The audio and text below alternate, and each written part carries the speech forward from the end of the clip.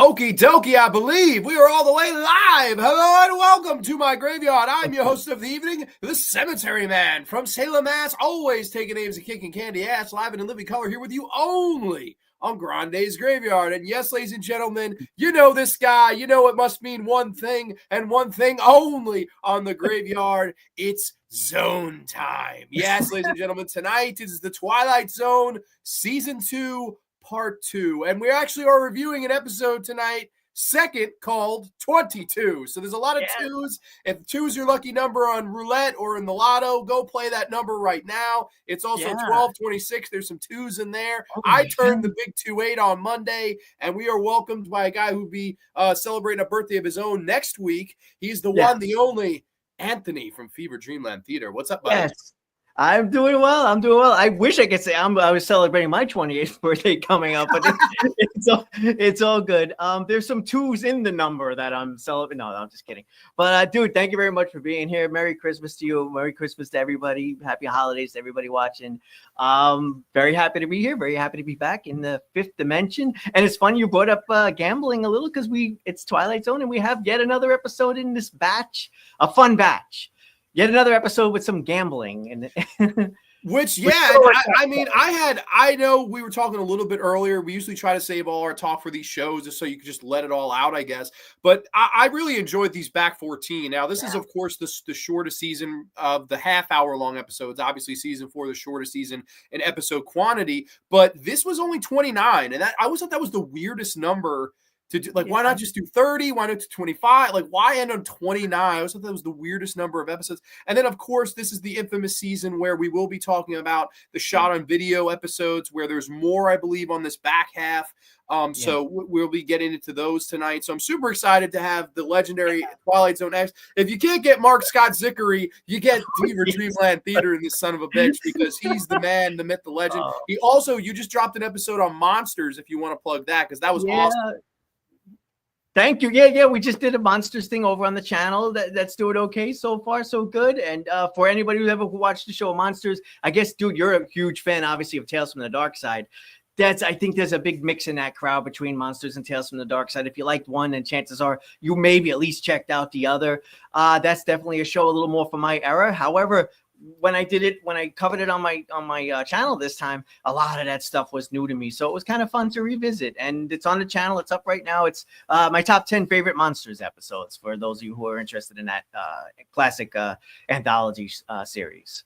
And you're totally right. Like I love that show and I love Dark Side. Of course, it's Richard P. Rubenstein is the main producer of both shows. And that was really the step cousin or step brother of what Tales once Tales from the Dark Side ended. That was the show that went on, and unfortunately, it didn't last too long. Only 3 seasons, and it was very obviously cheap. And like you said in the video, Monster of the Week type of deal. Whereas Tales from the Crypt had all this money, and it went 7 years. And we'll be discussing Tales from the Crypt season 6 in the new year. But I love doing these shows, and it's like there's no one better than Fever Dreamland Theater to do these with. So I appreciate you making the time tonight, man. Always a fun time, and we definitely got to hang out sometime in the new year, get some pizza. We got Miss C, Ciao Grande and Graveyardian friends. Grande, I hope you had an amazing birthday and a Merry Christmas. I did. I had a wonderful birthday. I hope Anthony has an even better birthday. And absolutely, we both seem to have very good Christmases. We were talking backstage. To my Graveyardian friends, I hope you're all having happy holidays in whatever way you choose to celebrate them. Absolutely. Anthony Cho about those pop cultures and openings is here. Hey, how you doing, buddy? By the way, Merry Christmas. Merry Christmas, Anthony. Hope all's well with you. Hope you got everything that you wanted. Is it a fever? Is it a dream? Or am I having a fever dream? Only. Well, that's a Twilight Zone question. With dreams will be discussed tonight on Grande's. So yes, big time. Looking forward to that one. We've got some fun, things to discuss here. So everybody, cheers to a safe, happy, healthy weekend. I'm out of dew. I actually finished my dew. He's got the cup of Java here. I got the coffee to keep me awake. He's got to stay awake on Grande's Graveyard now. Oh yes. Well, that's actually no problem when I come here. Oh, that's true. Yeah, I'm too loud, really. So what we have here, of course, is the usual, the tier list. Why it's brought to you by State Farm, I don't know. but I can't get this advertisement down. So whoever is a fan of State Farm, this show is sponsored by them. I'm being insured by State Farm. But how we usually do these, of course, we talk about the episodes here. We got 14 episodes tonight. And the first one, of course, kicking it off here is season 2, episode number 16.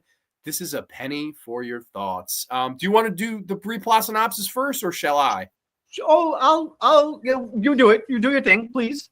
Okay, all right, and then you got the odds. Yeah. So I'll do even. You do odds. Perfect. Okay. Brief plot synopsis: gaining telepathic abilities when his coin lands on its edge, bank clerk Hector B. Poole learns about the difference between other people's plans and fantasies. Yes, a penny for your thoughts. Of course, the first thing that jumped out to me was Dick York. Holy shit! From Bewitched. And of course, this was just before Bewitched. I think maybe 2-3 years before that show took off. He, of course, was Darren on Bewitched, and that's like a huge classic show. And I thought this was really cool episode here. You know, different, not really horror, not really, I don't even know if I'd call this sci-fi, but just more like fantasy, I guess. I don't know what you classify this episode as, but what did you think of this one, man? This is such a fun one to start on. This is a good episode, man. I really like this one. This is definitely one of their lighter episodes. And yes, as we always say, oh no, a comedy episode. I don't know that I would quite call this one a comedy one straight up, but it's definitely a more lighthearted episode. And I like it a lot. Dick York is wonderful in this one. There's definitely a lighter tone to this one overall. Great little fun episode. Oddly enough, one night I was flipping through Alfred Hitchcock, and Dick York shows up on there in an episode that also takes place in a bank. How weird is that? I don't know the episode title, and it was a good one. It was a good little Alfred Hitchcock Presents story. Maybe somebody in the comment section will know that one. But yeah, this was a fun episode. Great concept. Really fun concept, too. I would agree. I thought this was really interesting, too, because this was George Clayton Johnson's script, who, of course, he wrote many good Twilight Zone episodes. But I don't know. For some reason, I always thought this was a Rod script, but it's not. Of course, it opens with Dick York. He's, buying the newspaper in the street. He flips in the quarter and it lands on its edge. And you hear the opening narration from Rod Serling. 1 out of 50 times it's going to be heads, 50 times it'll be tails, but 1 in 1,000, 1 in a million, it's going to land on its edge. And then, of course, once this happens, it lands on its edge. He says, oh, that'll never happen ever again for 1,000,000 years. And all of a sudden, it gives Dick York the ability to read people's thoughts. And of course, he'll run into somebody that, oh, this jerk, or he'll get hit by a car. And I wish I had splattered you over the sidewalk. It does have a lot of funny stuff in it, like where you hear what people are really thinking when they're giving you the smiley, rosy red cheeks in your face, where they're really thinking is F you. I liked that. And it's a fun episode, basically, where this guy goes into the bank and he could read everybody's thoughts. And this is, to me, a really cool fantasy, because it's like, I would love to know what people are really thinking of me. You know what I mean? Like, I thought that part of it, that element was just, I was so into this, man. I really liked the whole, and I like that it's a little bit different. They could have went horror with it, but they kind of went funny. Like, I feel like this is a very grand episode. There's a little bit of everything in here. Wouldn't you say so?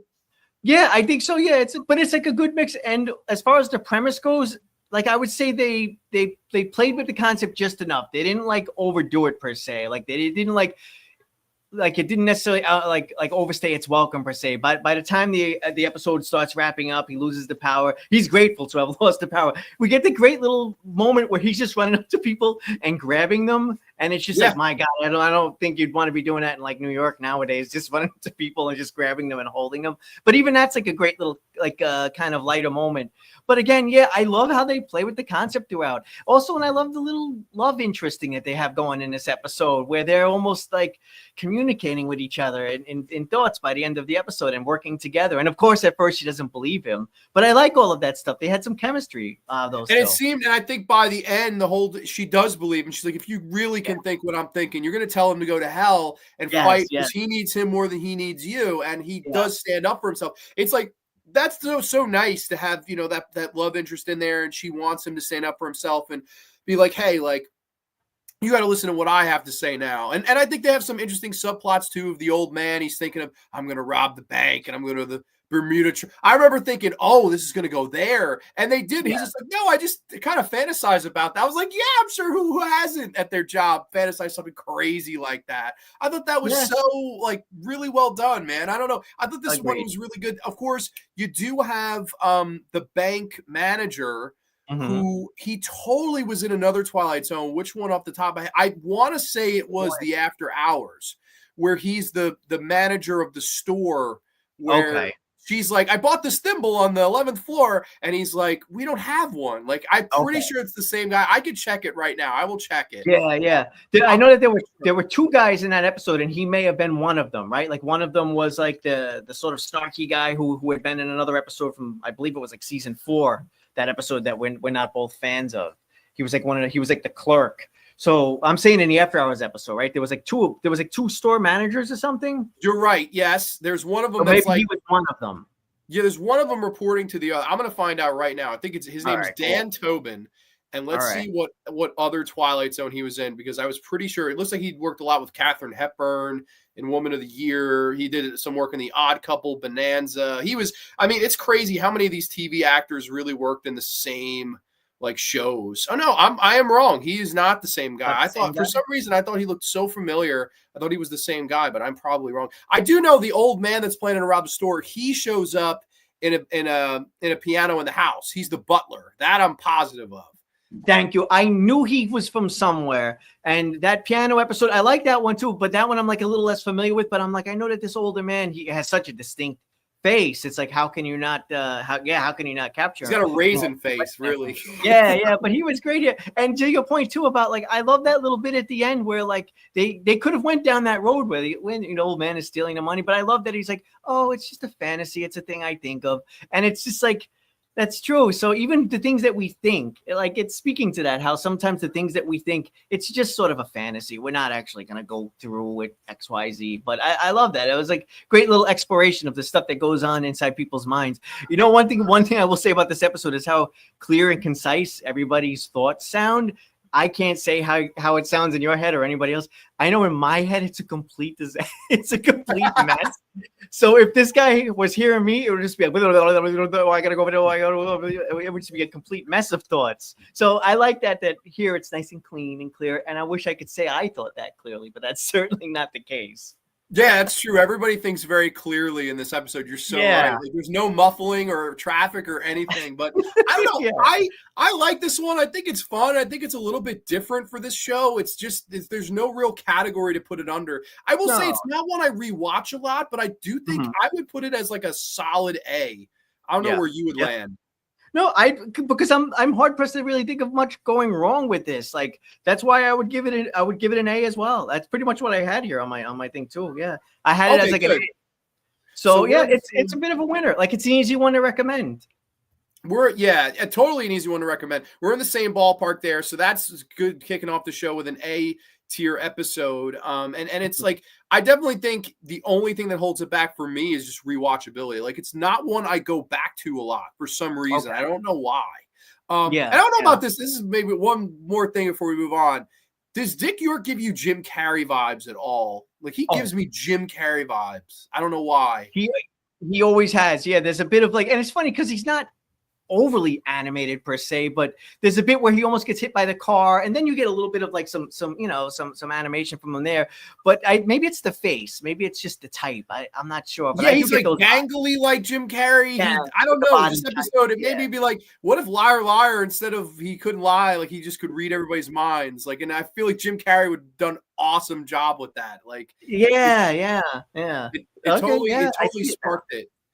Slasher Fred says, Penny, for your thoughts is a sort of a be careful what you wish for episode. Sure, absolutely. That can apply here. Welcome, Slasher Fred. Well, Vera Miles was in Psycho. She's in the Mirror Image episode, which was a season 1 joint. We absolutely reviewed that one. Poor Dick York, I remember hearing he was in horrible pain because of an accident that happened to him on a movie set. That's right. He sadly, I don't think he lived that long a life, unfortunately, which rest in peace, Dick York. The comedy movie What Women Want does the whole Penny for your thoughts plot as well. Okay, I've never seen that movie, to be honest with you. I think I may have seen that. I did actually get a chance to check out some trivia for episodes, and I saw that as a bit of trivia. So I'm glad that they brought that up. That's but I haven't seen the movie. Yeah, but Cool. Yeah, no, I haven't either. But you're up, buddy. You want to introduce this next episode here? Sure. Hey, we have another good one here. The next episode is 22. This one is about a dancer as played by Barbara Nichols. She's hospitalized for exhaustion, and she's been having recurring nightmares in which she's led to room 22, the morgue, by a sinister nurse, as played by Arlene Martell. This is the 5th of 6 episodes that were shot on video. We'll definitely be talking about that. Based on an anecdote by Bennett Cerf, but a teleplay by Rod Serling, directed by Jack Smite. This is a freaking awesome episode. I am a big fan of this. Anyone who's seen my channel knows I reviewed this one a couple years back, probably now. But I do like this episode a lot. I have a couple of criticisms of it, but it's just totally eerie, dark atmosphere. There's like this ominous sense, just doom and gloom just hanging over the whole freaking episode. And I love all of our leads. I love where the story goes. And I'm also a sucker for Twilight Zones that deal with like dreams and bad dreams and nightmares. And this is like the first of 2 that we'll get into tonight. And this one does it really well. And the other one does it really well, which we'll get to that later. But I'll shoot it back over to you for your thoughts on this one. Yeah, I mean, I think this is one of the more underrated episodes, not just of the season, but I would say of the series. And I know that obviously it's glaring. A lot of people would say is an issue is that this was one of the 6 that was shot on video. I am here to tell you that I think this is the best one that is shot on video. This would be my personal favorite of the shot on video ones. I think this is great. As in terms of horror, like when you're talking about horror on this show, I mean, I dare somebody to try to find one that is a better horror story than this and how creepy it is from start to finish. And I actually think that gritty shot on video look really helps this episode build an atmosphere. Now, in a paranormal world, Anthony, I would love to see this shot on film like the rest of the 150 other episodes that were. But I do think that this particular one, it gives it that distinct feeling of this is something raw and gritty and something you shouldn't be watching. And I love that forbidden element in any kind of horror movie. And then, of course, apply it here to a Twilight Zone. And I just thought that was such an interesting, like, breath of fresh air. Of course, you do have the guy from Lost in Space.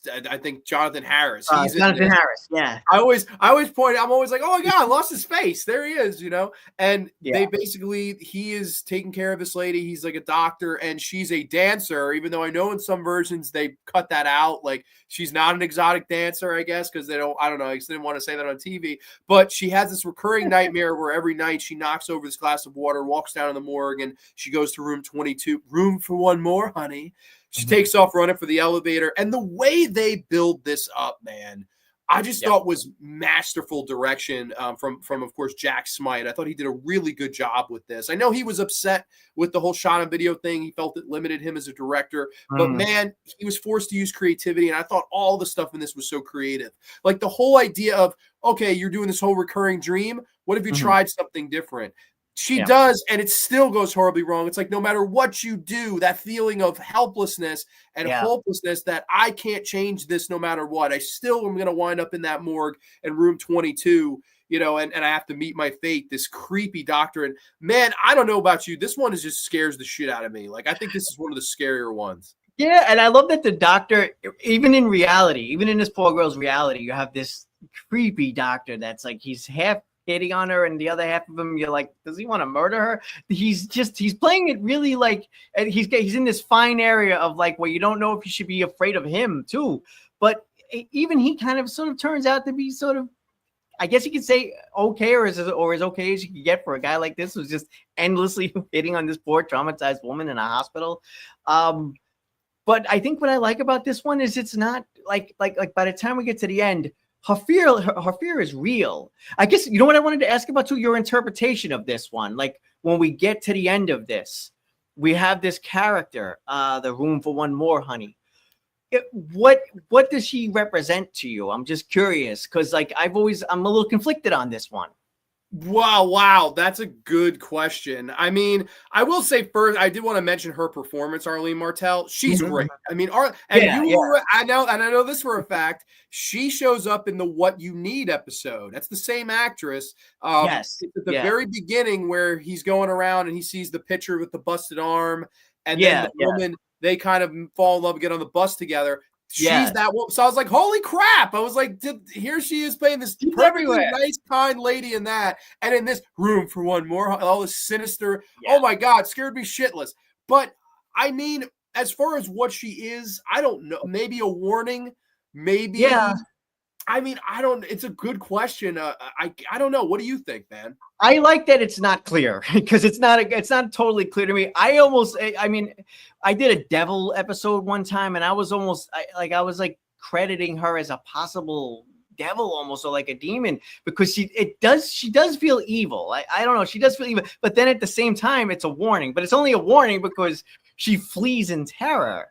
It almost feels like she wants her to come. You know, she's saying like "Room for one more." So I don't know. I'm getting more of an evil vibe from her. Even those eyebrows. Those are some evil eyebrows. They're sexy, but they're evil.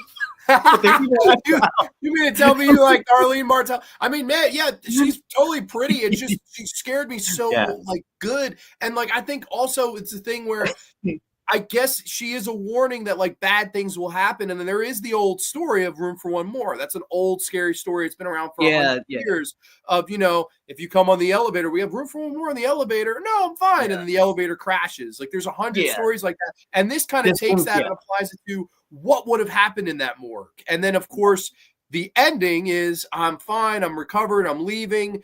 You know, greener pastures. She's going on the airplane. Here she is as the attendant. Oh my God. It's almost like, I guess, the Final Destination moment because the plane takes off and explodes, but she, in a way, I guess, was the vision. Like, oh my God, I saw this in my dreams.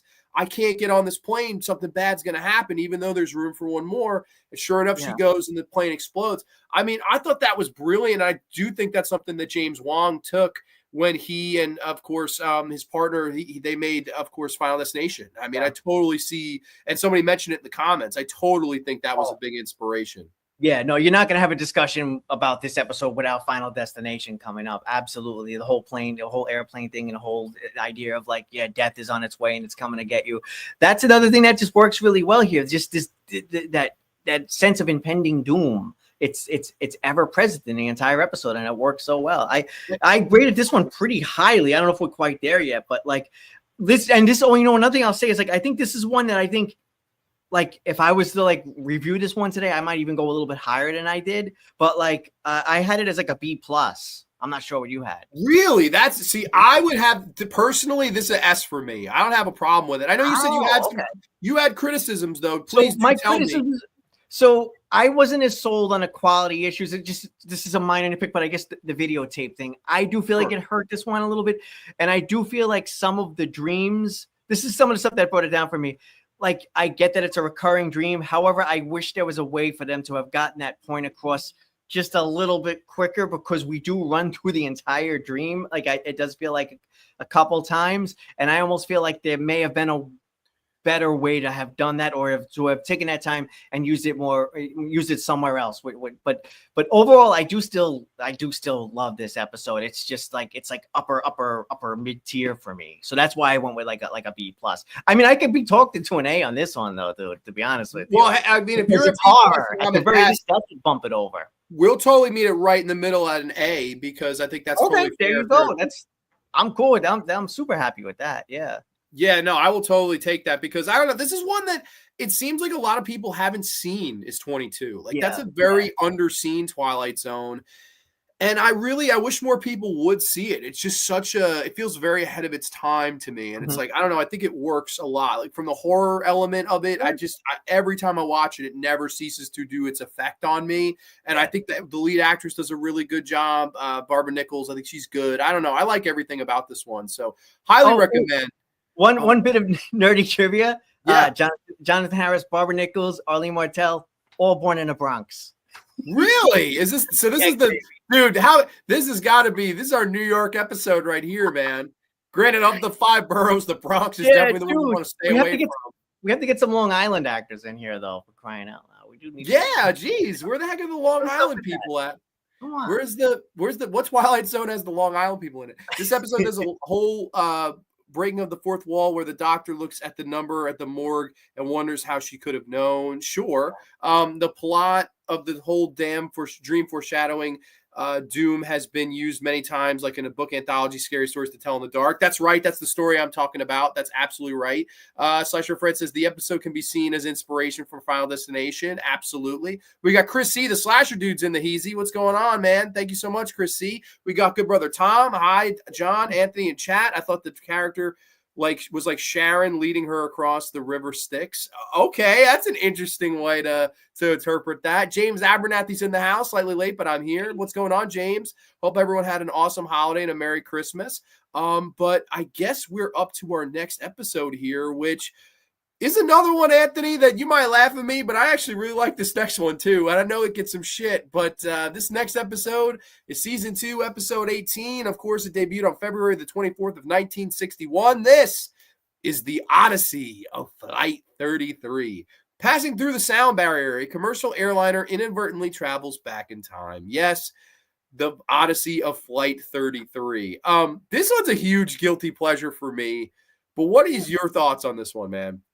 Dude, I like this one. I'm a fan of this one. So a quick nerdy story about this one. This was an episode that I saw when I was very, very young. It's one of the earlier Twilight Zone episodes, and I think one of the out of universe reasons that this one sticks with me is because as a kid, by the time this episode ends, you know what? I guess I should run through it real quick. This episode is about an airplane flight, right? And it goes up and they end up getting sort of trapped back in time. They end up in a prehistoric age, and they end up around, I think the year was 1933, and we're sort of left hanging. This is a terrible description, but that's the episode. But by the end of the episode, when they try to go up and you don't know if they're going to be lost, and we get Rod Serling's closing dialogue where he says, if you hear a plane up in the sky, that could be the lost flight. Dude, as a kid, because I watched this and I didn't quite have reality, like I didn't quite have a full grasp of reality and differentiating between television and reality. I can remember asking like older cousins who were happy enough to lie and break my balls, is this real? Is this based on a true story? Which when I was told, yes, this is a true story. And when you go outside, it doesn't matter what year it is. You can hear the plane up in the sky, and that's the lost flight. And that's a silly reason that this episode is stuck with me, was just because being lied to when I was a kid. But that aside, in and of itself, I like this episode, and I like that it leaves us hanging. I actually like that aspect of it, and I'm a sucker for stop motion. I don't care. We get some little 2 seconds of stop motion dinosaurs here. Some fun trivia on that. I believe that they used the dinosaurs from like another movie, but this is new footage though. It is some new fresh animation. I love that little bit, and I love that they end up at the World's Fair, and I love that you sort of end on a bit of a grim note. I don't know. The cynical side of me feels like this poor plane is not going to make it because they're low on fuel. I could talk about this one a lot, but maybe it's because I watched it recently. I'm going to be doing a review on it, but I like this one overall. I really do. I'm happy you like this one. I love that story. I can only imagine like 10-year-old Anthony being like, help them, or trying to shoot a flare up into the sky. Anthony, why'd you shoot? I'm trying to save Flight 33. God damn it. I always had a soft spot for this one because it's so like only this show would do something like this, where it's a bunch of people on a plane and we're experiencing slight turbulence, and then all of a sudden they're in the dinosaur ages, and you see the shot, like he was saying, the claymation of the dinosaurs. Dude, every time I've seen this, even since I'm a kid, I burst out laughing at that. Oh, you laugh at it? Like, okay. And it's like fucking claymation long neck dinosaur, bro. I was cracking up laughing. I mean, I love it, but it's great. And then of course they go back again. It's like they keep going back in time. Then they're at the World's Fair, and they're like, we gotta land. We got 4 huge jets, and they're getting hungry. The people in the cockpit are so wonderfully like serious. Like no one's playing this off as a joke at all. You have John Anderson, who would go on to be in like Old Man in the Cave. He did a lot of Twilight Zones, actually. He's in Patches for Trumpet. He's the guy that shows him the trumpet at the end. Really like John Anderson. He's awesome. Paul Comey's in there. Sandy Kenyon's in there, who's in The Shelter. I mean, you have a lot of people that would go on to be in other zones. First time that the lady sitting in the back is from Midnight Sun. I just picked up on that during a recent rewatch. She's Is she really? I never know. You're right. Yeah. Betty Gard, right? Betty Gard, yeah. She's talking right. to the military. I forget I think it's like a Navy guy. I forget what it is, but it's a military guy. She's just talking to him, and he kind of. I think you get the vibe that he wants her to shut up. Yeah, he's like this. He's like, oh shit, I don't want to listen. She's like, I hope we get home. I have a holiday with my family. Like, she's being a bitch. That's right. I mean, I just thought this one was so embracing of being a cheesy sci-fi episode. And that's why I really like this one. Like, I think that's why I like it really seriously, and it just works, man. I think everybody does a good job. I think the whole idea is great, and I know I saw somebody mention it in the comments right here. Slasher Fred says, I totally know what he means. That's when I first saw the Langoliers. I went, they ripped this fucking episode off. It's totally true. Where the time rip, and it said in that they go into another dimension, whereas this they go back in time, and it's dinosaur age. Then it's like a little bit more, and it's like they keep getting closer and closer. But the episode ends open ended, like Anthony said. There, if you ever see Flight 33, shoot up a flare, shout, do something. They're just trying to get home. I liked that. I thought that was good to end it open-ended like that. And I don't know, there's something about this episode. It's one location. It's just a lot of talking, but it somehow has a charm. I think this one has a really good charm to it. And unlike A Penny for Your Thoughts, even though I might give that one a higher rating, I would rewatch this one more than that. I don't know if I'm crazy for that, but I'm in that ball for sure. Yeah, well, you got to see you have to see the dinosaur again. Right. Yeah. You know what even might be fun? I'm like just thinking now, this is like really nerdy, but like if we ever get, I guess we'll get a new Twilight Zone eventually one day.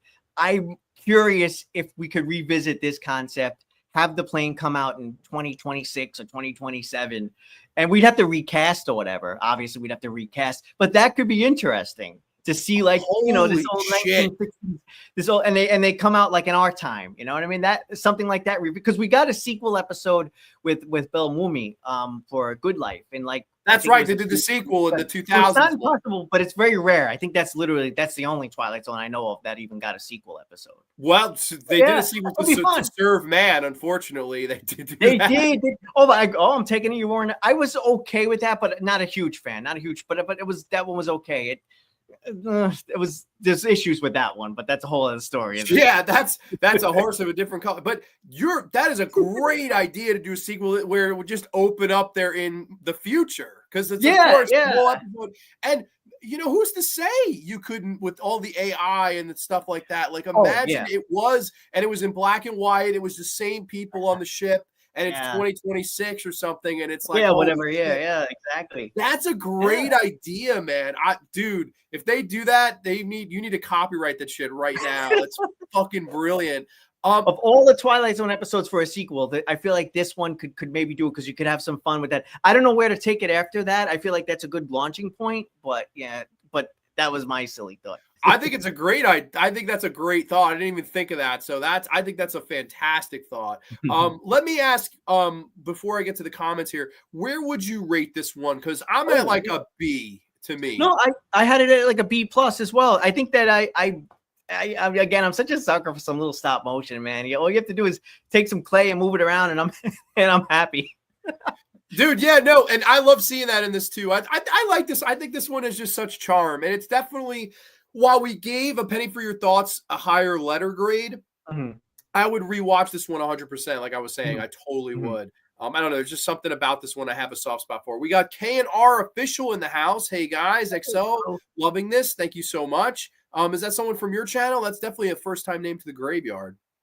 I don't recognize the name, but either way, happy to have them here. Absolutely. Welcome. Merry Christmas. The episode kind of feels like inspiration to Langoliers, 100%. We got Synth in the house. Hey, all, love classic Twilight Zone and Outer Limits. Sterling was amazing. Any love for the Night Gallery? Dude, this guy, you go ahead. Just take the floor. Right I'll do a quickie plug, because I know what Mr. Dan, an awesome guy. Maybe we'll see him in the chat tonight. We did a Night Gallery live stream not that long ago. So yes, there's definitely a lot of love here for Night Gallery. Awesome follow up to Twilight Zone. Not quite reaching those classic levels of Twilight Zone, but I have love for that show as well. Yeah, no, I'd agree with that wholeheartedly. And yes, you're right. You and Mr. Dan did an awesome episode review of the Christmas sort of episode of Night Gallery. And that was an awesome video. If anyone wants to check out Mr. Dan's channel, please don't bring up flying balls of shit with teeth. LOL, damn Langoliers. Yeah, I mean, this is probably a lot better than the Langoliers, if I'm being honest. Great idea. Maybe have the plane show up in the middle of 2020 with the deserted streets. And imagine they'd be like, take us back to the dinosaurs. At least we could breathe. Like, yes. Oh my God. I feel like that's a great. It's funny. When they did do the Jordan Peele one, they decided to do like not a sequel, but like another reimagining of the Shatner one. Yeah. Saw that with Adam Scott. Yeah, that was one of those earlier episodes. Dude, I wasn't even the biggest fan of that one per se. I don't know, but yeah, it feels like the logical way to go. Like, oh, let's revisit Nightmare at 20,000 Feet in some fashion, but it's not really that at all. It's kind of its own thing. Exactly. I think they did it because they knew and that was one of the first episodes. I think they totally knew that was like fans of the old show will want to see this one the most. Yeah. So we'll put that at the beginning, and then hopefully the dominoes fall and you watch all of them. Yeah. They were smart to do that. I didn't hate the Adam Scott one, but like I was like, I think what's your idea? That to me is so much more interesting. Like what a fucking good idea. So yeah, I'm telling you, man, trademark that one day. Yeah, I'm trademark that, man. I don't want anybody to steal that on you. Oh shit, this next episode though. Anthony, you have the utmost pleasure to introduce this next. You know what? Maybe we should have started on the odds or the evens. All right, I'll just go. I'll run through it. All right, next up we have Mr. Dingle the Strong, a meek vacuum cleaner salesman played by Burgess Meredith, is given incredible strength by a two-headed Martian. As part of an experiment. This one was directed by John Brom and written by Rod Serling. Okay, so definitely not a highlight of the season. But also I think I kind of grown to like this one. I'm such a Twilight Zone geek. I think I've kind of grown to like this one, but I'm going to say why. Not just because, it has a Twilight Zone stamp on it. I like this one because of Burgess Meredith. I like this one because of the ridiculous, absurd aliens. They're a mess, but I kind of like them anyway. Hey, can you imagine if they'd stuck this goofy two-headed alien in the other episode in place of the Canimets? You would have never been able to take that episode seriously. No, yeah, not at all. Jesus. So it just goes to show when it goes to the aliens, you have to do it right. But that said, these aliens work fine for this goofy story. Yes. I'll give it that much. Some of the comedy works. I like seeing a young Don Rickles. Don Rickles is a legend. I don't know if you're a fan of Don Rickles or not, but like, of course, yeah. Okay, awesome. So he's one of the all-time comedy greats. It's great to see him here. He's a real asshole in this episode, though, man. He's punching poor Burgess Meredith every 2 seconds. Yeah, he's basically playing himself as if he was a bully. Like, it's weird to see Don. It's like, I didn't realize Don Rickles was in the Twilight Zone until I was like, holy shit, this Don Rickles. Like, wow. I mean, of the Burgess Meredith ones, this is without a doubt the weakest. But again, I see a charm for Dingle. Like, I like this one because it is just so silly and it knows it. Like, you're saying the designs of the aliens and the whole thing basically opens up in a bar. And they're watching baseball on TV. Don Rickles is there arguing with another guy. And, of course, we have Burgess Meredith, who's this kind of dopey, to himself guy. There's nothing much going on upstairs. And then he gets punched out for disagreeing slightly with something Don Rickles says. And these two aliens show up and they say, hey, what if we gave him the strength of 300 men? Let's see what happens. He's the weakest form of life we've been able to find on this planet. So they zap him and he becomes this strong Hercules type figure. And it's, of course, your whole story of a wimp going from zero to hero, a wimp who all of a sudden is now lifting buildings and ripping boulders in half and, ripping trees out of the ground and things like that. And the whole idea, I guess, morality of it is they're looking at him and go, look, we gave him the strength of 300 men. And he used it to make a couple of bucks for himself. They want to see it used for the better of mankind. And that, to me, that's Rod Serling 101. Whether this is goofy or not, whether you find this dumb, I definitely see a lot of Rod in that. Don't you? Oh, absolutely. I love that they have that little bit of a message in there. And then that said, when at the end, I believe another set of aliens come and they give him intelligence, and you get the vibe that we're just going to sort of play this whole scenario out all over again, except now with him having like a lot of brains. But I think that this one, it is what it is. It knows what it is. It goes for it. And like, it's as you said, it's the worst of the Burgess Meredith ones, but like, I mean, the Burgess Meredith episodes are so excellent. We have another one coming up later that's like arguably, well, I'll say arguably because of the other one is Time Enough at Last, arguably one of his best. But yeah, I mean, this one, it's a comedy episode, but it's not one of the worst comedy episodes. I'll say that much too. I would watch this over Beavis. I would watch this over Cavender's Coming. I would watch like a lot of the comedy ones. I would take this over for sure. And it's a lot of it is because of Burgess Meredith, right? Like if you have, here's a question for you. I guess a small sidetrack. You have Jack Klugman starting 4, Burgess Meredith starting 4. Who is your MVP of the zone? Because to me, it has to be one of those two guys if you're going for a lead. Oh my God, that's a tough question. Because right, and that's open to the chat. I want to hear the chat if they have thoughts. on that. Yeah. Gotcha. Yeah, I don't know. Like, oh my God, wow, I have tough. Is that hard?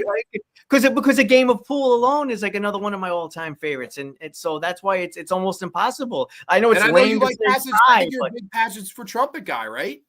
Yeah, and I actually like that one too. See, that would be the reason why I would lean towards this episode. Is the reason why I would lean toward Jack Klugman, because like Jack Klugman had four solid Twilight Zone episodes, and Burgess Meredith had 3. And there were some people that might not even be a fan of the episode where he was the devil. I'm forgetting the name of it. Printer's Devil. Thank you, Printer's Devil. Although I like that one, I actually do like that one, but I don't know, maybe that again, that's like one of those 4th season ones. So I don't know that people aren't a fan of it so much as they possibly haven't seen it. Yeah, no, that's a good point. I mean, and it seems like Pip, like in Praise of Pip, gets forgotten. Death Ship gets forgotten. Klugman, it seems like the one people remember is Game of Pool, whereas Meredith, the one people remember is Time Enough at Last. But this one is definitely, it's like, I think of the 8 episodes we're talking about, that's probably the weakest. But again, it's because of Burgess, I think it's just elevated to here, because with any other lead, I don't know if this has that same charm. Like, it's still Burgess. And at the end, he's pointing at watch, I'm going to rip this out of the ground. And then when the powers get zapped and he can't do it anymore, and they're all laughing at him, and just the look on his face of, oh man, like, I could have had it, you know? I thought that was good storytelling, man. I know people think this is goofy. I think it's kind of smart. For as dumb as it is, it's smart, if that makes any sense at all. I don't know. I like this. No, it does totally. And again, going back to Burgess Meredith, like this episode shows his range between this and Obsolete Man, which we'll be talking about eventually. It shows this dude is almost like an underrated actor. You know, I mean, it's like you take him in Rocky, then you take him in as Penguin, you know, a more cartoony incarnation of Penguin. Although I love it. That's not a shot at Penguin. I love his take, Burgess Meredith's take of Penguin. And then you have his work in Twilight Zone, and then you have his work in horror. Dude, I know you're going to know his work in horror probably even better than me, because he was in some pretty grimy 1970s horror films. So Birch Offerings, man. I always know he's right? Wheelchair guy. I love that shit, man. So yeah, man. He had some he did. And like, it's funny. Yeah. You look at all the characters, right? He played Bookworm. Then he's playing this character who's like this weak, shy, timid guy, gets the strength of 300 men. Then Obsolete Man, I am a librarian, sir. And then by the end, he's playing the devil to cap the whole fucking thing off. I mean, the guy had range. And I could watch Burgess Meredith in 10 Twilight Zone episodes as goofy as this and still, you know, get some kind of enjoyment, because that's the type of talent that he was. I really like this one. I'm going to come in like a B personally. I had it at like a C+, so that might put us at like a. I mean, I think I'd be okay with it a B. We can go okay if you go C+ and I'm going regular B, then it's like a B-. So we'll go B. Okay. There we go. We just put Dingle the Strong over the Invaders. Oh, jeez. I love it. Well, that's only because I'm lesser on the Invaders than most people. That's you put. That's okay. I mean, it is what it is. It is what it is. We got some people in the house. Slasher Fred says this episode is more of a comedy. Sure. Jamie Hart, Merry Christmas. Thank you so much, Jamie. Merry Christmas to you too. Sterling did great work on the original Planet of the Apes. Yes, he did. I love that movie. Great script. Well, if you have ever seen the episode I shot an arrow into the air, synth, that inspired the twist for Planet of the Apes. Exactly. Yeah, they never left the Earth. There are some people that survived Hiroshima in a bank vault, like Burgess's character did. Amazing stuff. Really, I didn't know that at all. That's quite something. Kal-El is in the house. I'm sure he was excited to see the new Superman trailer. Where's Rod Sterling? Grande, where is Rod? Well, Picture a man in a time. No, I mean, I don't do a good Ross Erling at all. Happy holidays. Thank you so much. Slasher Fred, I didn't know that. That's cool. In the 1930s, there were many classic horror anthology radio programs, and one of the classic ones was The Inner Sanctum. Okay. Tom says, if you named the aliens Kang and Kodos, then changed Burgess' character to Homer, it would have been made fun of Treehouse horror episode of Simpsons. I mean, yeah, Simpsons love to rip this or make fun of this show. For as dumb as it is, it's smart. Something I think about a couple of people. I like that, Rod. It really is the truth. It's stupid. But Rod always has a reason and a rhyme, man. I think he did a good job here. I don't know. I know this is like a hated episode. But it is. This shouldn't be a hated episode. I mean, at the very least, it feels harmless. Like it's not. Like that's you said, perfect word. You took the word out of my head, dude. It's harmless. I don't see. It's not like Cavender's coming is stupid and is no. Granted, Rod Serling wrote that too, so there you go. He's a genius. Only if he's writing that though. I don't know. But you know what? If we're talking about ones I really don't like, maybe the next one would be my weak point of the season. Mm-hmm. It's close. Yeah. It's either this or King 9 Will Not Return for me as my least favorite of the season.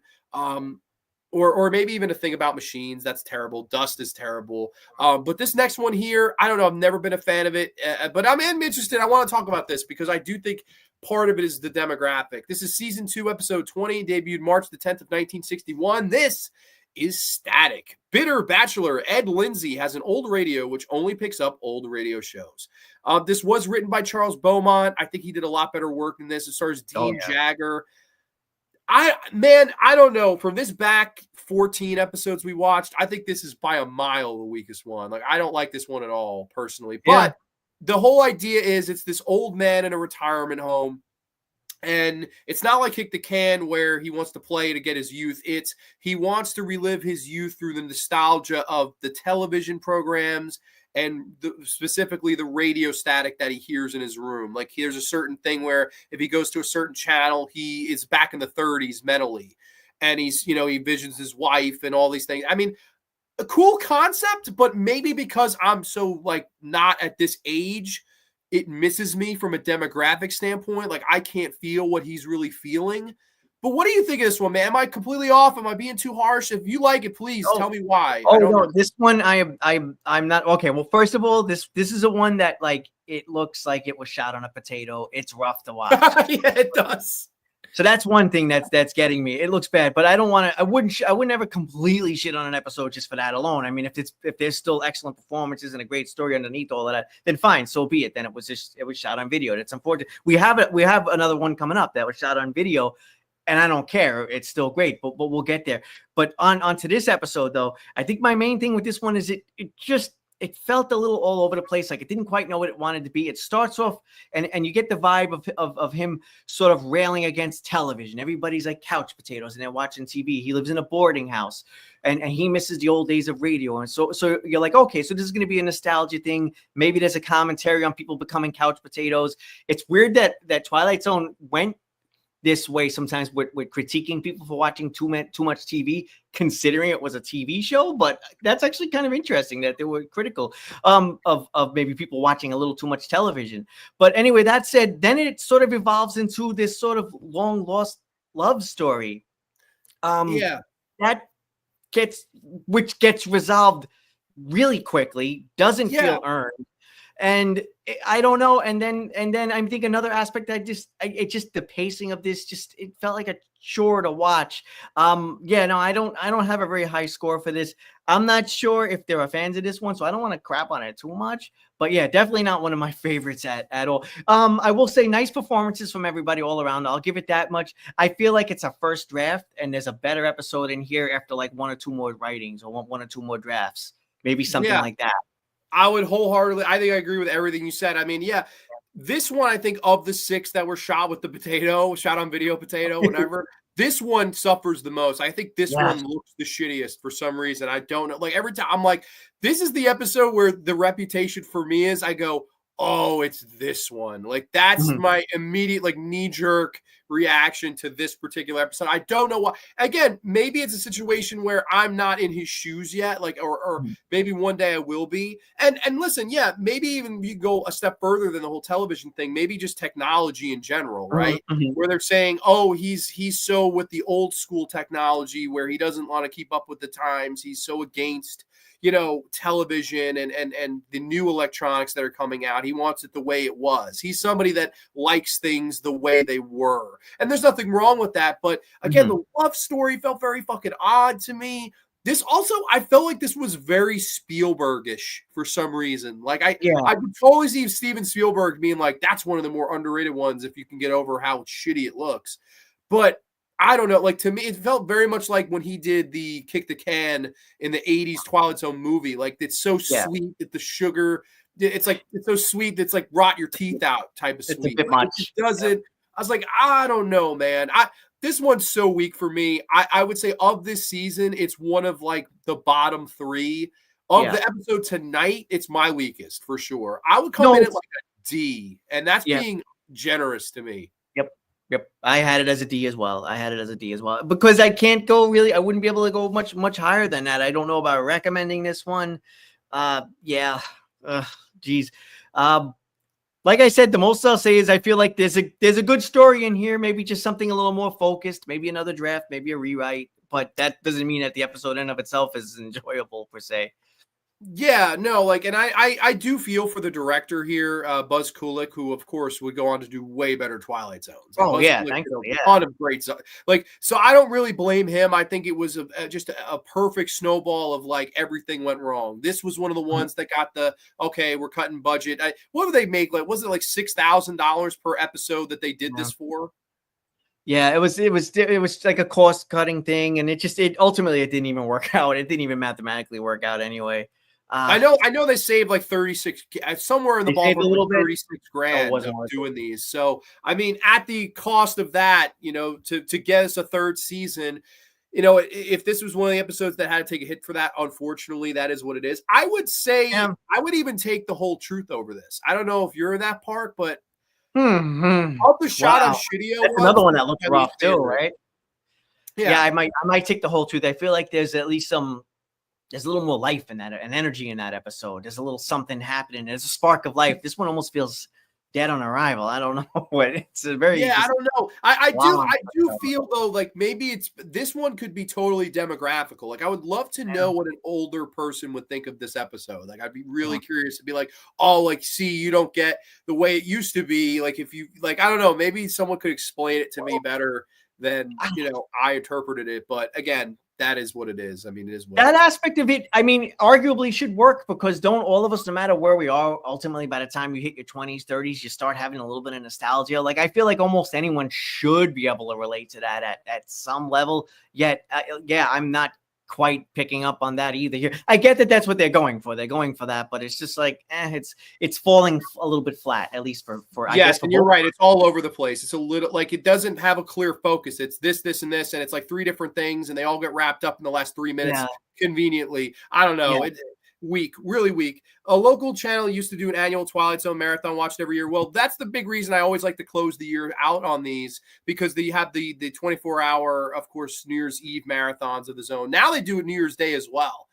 So stay tuned for that. And New Year's Eve, you may want to wish this guy a happy freaking birthday. It's so crazy. We're 8 days apart. This show is so great. It's aging even better. Only horror show I put above it is Tales from the Crypt. That's totally, and we'll be talking, like I said, we'll do Crypt in January. We're up to season 6. So we're going to wrap up Crypt in 2025. So I'm looking forward to that. I've never seen season 7. So that's going to be something when we get there. This episode kind of feels like an inspiration to the 2000 movie Frequency. That movie is so good. See, I think that movie's way better. Have you ever seen that? I love Frequency. I saw this in the comment section. I'm like, oh yeah, somebody brought a Frequency, and I was hoping that you saw it because first of all, it does feel like a Twilight Zone. But yeah, I'm a big fan of this movie, man. That's an awesome one. Now I'm trying to think like, does it feel like an inspiration for it? Okay, I like that idea because of the connection of like the past. I think the difference with Frequency, right, is that he's directly speaking to someone. It's his dad in that case. But I do like this idea of the connection to the past. Yeah, I could see that. And it's funny because one of the ones we're gonna, I think, 2 episodes from now, that I think is way more like Frequency than this particular one. I know what he means, but I think for the whole thing of like talking to somebody that's gone, we'll get there. That's an episode coming up very shortly. The Undead of Night says maybe it looked like it was shot on a couch potato on purpose. There you go. Ben Grimm, the thing himself, is in the house. I found a VHS of the Twilight Zone marathon from Sci-Fi circa 2003, 21 years old. That is awesome. Nice. You should have a fun, like get some snacks and stuff and just watch some Twilight Zone. That sounds like a fun-ass time. But I think you have the, is it me or is it you, Nick? I think Let's see. I did the Dingle and then you did Static. So I'm up next with your turn. Yes, your turn to introduce. Go for it. All right, great. So yeah, Prime Mover is our next episode. A gambler played by Dane Clark uses the telekinetic powers of his friend Buddy Ebsen to win big in Vegas. Big Rain Man vibes I got while watching this one, man. I'm not sure. Maybe that's a thing that comes up in every comment section related to this episode or not. But this is an episode that I'm actually not too familiar with, and for that reason alone, I actually kind of like it. It's a bit of an unfair reason, but that said, I think it's a good episode in and of itself. It's a bit. This is one I don't think I ever hear anyone talking about. I don't think you and I have ever spoken about this one. It's very under the radar. I'm not sure if you like it or dislike it. I'll know in a few seconds once I shut up. But I like this one overall. I think it's a good one. It's a good sort of mid-tier, fun Twilight Zone episode with a lot of good moments, and I think there's like a little bit of heart in this one too that I really like. I'm very curious to hear your thoughts on this one. I'm thrilled you like it too because I really like this one too, and that you made a great point. This is such an nobody ever mentions this one.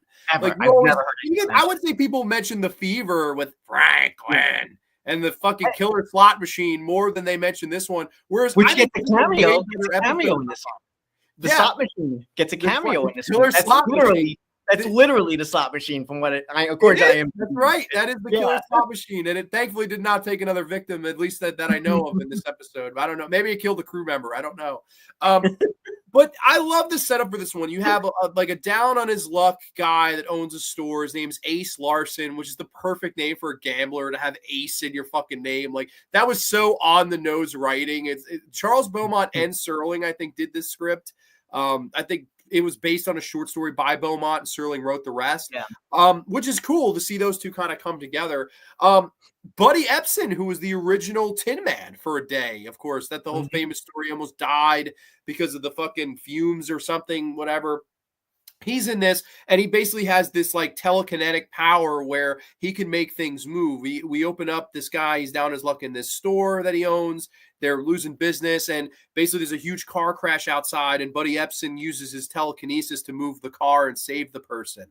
And he's like, why the hell didn't you ever tell me that you had this power? And he says, no, I don't want to use it because people will start abusing it. And he goes, wait a minute. So he starts rolling dice in front of him. He goes, make that a 7. And he, makes a little head tilt and he makes it a 7. He's like, holy shit, we got to go to Vegas right now. So they go to Vegas. They basically, they start just bank robbing casinos. And I loved that. And then of course the tale old story of, don't get too far in over your head. It's still gambling. He gets too far into it where his wife or his soon to be wife, Kitty, she leaves him. And then he sort of hooks up with this cigarette girl, which I'm sorry. The hottest woman in the history of the Twilight Zone is this cigarette girl lady. Dude, holy cow. I want to get her name. Oh my God. I don't know what about the eyebrows. She didn't quite have the eyebrows though going, so I don't know. Oh, she's gorgeous though. Jane Burgess the name. Is her name. I will say something in relation to that. Do you think that they pushed the lead a little too far over the edge to where he became unlikable? Yes. Or do you think I think that was the point. That was the point. Okay, because we get somewhat of a happy ending here because the guy doesn't get murdered by gangsters or anything. I actually half thought that was going to happen because we bring in that element, and so now we have like a little bit of a dangerous element. And in previous Twilight Zone episodes, whenever we have like the mobsters or something involved, somebody's getting whacked. But here, that doesn't quite happen. They end up basically winning all the money and laughing their asses off, and they just leave. But the guy ends up alive. He makes it out, and he even gets the girl in the end. And I think that's kind of nice, but it's funny because he doesn't quite get a comeuppance per se. I guess you could say he gets to come up. It's because he doesn't win. He loses all of his money. I mean, yes, I think for me, what I think Rod's trying to say here is that this guy got so in over his head and he fell in love with the wrong things, right? Like I don't know about you. I love the bright lights in Atlantic. I could see how someone can become addicted to that. Like that's one addiction. I totally get it. You know, I love going to Lake City, having a fun night with my friend. I just love it. Here's a guy that he's down in his luck. You know, his own customers are winning in the slot machines in his store. He's feeling like shit, but he didn't count his blessings. He's got a friend that loves him. He got the love of his life. I think at the end realizes after getting so far in with the literal sharks and being in those waters and having all this money and all these luxuries at your disposal when people become objects as opposed to people, right? He's just throwing money at, hey, cigarette girl, I'll give you 100 of these to just quit. And you just be my girl now. That's when you start to objectify people, and it's the wrong thing to do. And I think that Buddy Epson does the great thing because he doesn't roll it to a 7 for him. He saved his friend in that moment. He saved, to me, his whole existence. And I think he had to learn the lesson. Thankfully, not as hard way as Franklin did, but he made him learn that lesson. And I think it's a whole count your blessings thing. Like, I still have the love of my life. Like, yeah, may I be a poor bum? Yes, but I have all these people around me that love me. And I thought that was beautiful. I thought that's was really wholesome. Writing. Yeah, like surprisingly wholesome little episode there. And that's why I say, like, I sort of like the bit of the happy ending that we get here, even considering that the fact that the character goes off the rails. But as you noted, that's sort of the point. That's how we're going to learn our lesson here. It's going to be a bit of a hard lesson. And in this case, it's not going to be that harsh of a lesson, you know, it's because, like you said, Franklin, it could have ended up a lot worse for this guy. And I do love the relationship between him and his friend. That's just a nice little dynamic here because that guy just seems so, like, wholesome and grounded and down to earth, and he could never even conceive of flying off to Vegas or Atlantic City or any place and just cheating and winning money. This is just the most this guy does is like float a telephone over to answer the phone or pick up the broom with the fucking I like that. And it's funny when I'm thinking about it, it's like seems like everybody who gambles on the show like cheats at it dies. Like the people with the most unusual camera, they go to the horse track. Yeah, we're celebrating. The next thing you know, all three of them do a swanton bomb out of the fucking hotel room, including the butler. I mean, yes. And we even have another episode coming up with more people gambling and more people ending up in the freaking toilet as well. So Rod Serling was not a fan of people gambling, I guess. Ace Larson got off okay. He got his best friend and his girl. So I guess this is the more light way to see this type of gambler go down, which I appreciated for a change. He didn't have to be thrown out of a window like Franklin or the most unusual camera people. I mean, shit. I feel like Rod Serling secretly in his life wanted to throw like degenerate gamblers out windows. I think that was his fantasy. It really does feel that way. Linda Lou was in the house. Double L. Hi guys, happy birthday to you both. Thank you so much. I like this episode. I've seen the guy playing Ace Larson in a movie or two on TCM. Oh, that's awesome. Of course, the actor's name is Dane Clark. I haven't really seen him in any other movies, but I thought he did a really perfect job. This guy was so well casted. And I love Buddy Epson as well. He's a legend. So I'm sorry. I'm going for a strong A here. I think this is a really good one. I'm glad you said that. I had this as an A as well. And again, because we've never talked about it. I don't know another soul who's ever talked about it. It's a bit of a gem, a little bit of a hidden gem in Twilight Zone. It is, man. It's underrated. It deserves a little bit more love. So I'm glad that we gave it some tonight. And hopefully, people, these are all on Freevee, Amazon Prime. You can watch these right now if you want. So don't tell me I'm waiting for the marathon. No, go for it right now after the show, I guess. Pluto. I don't know.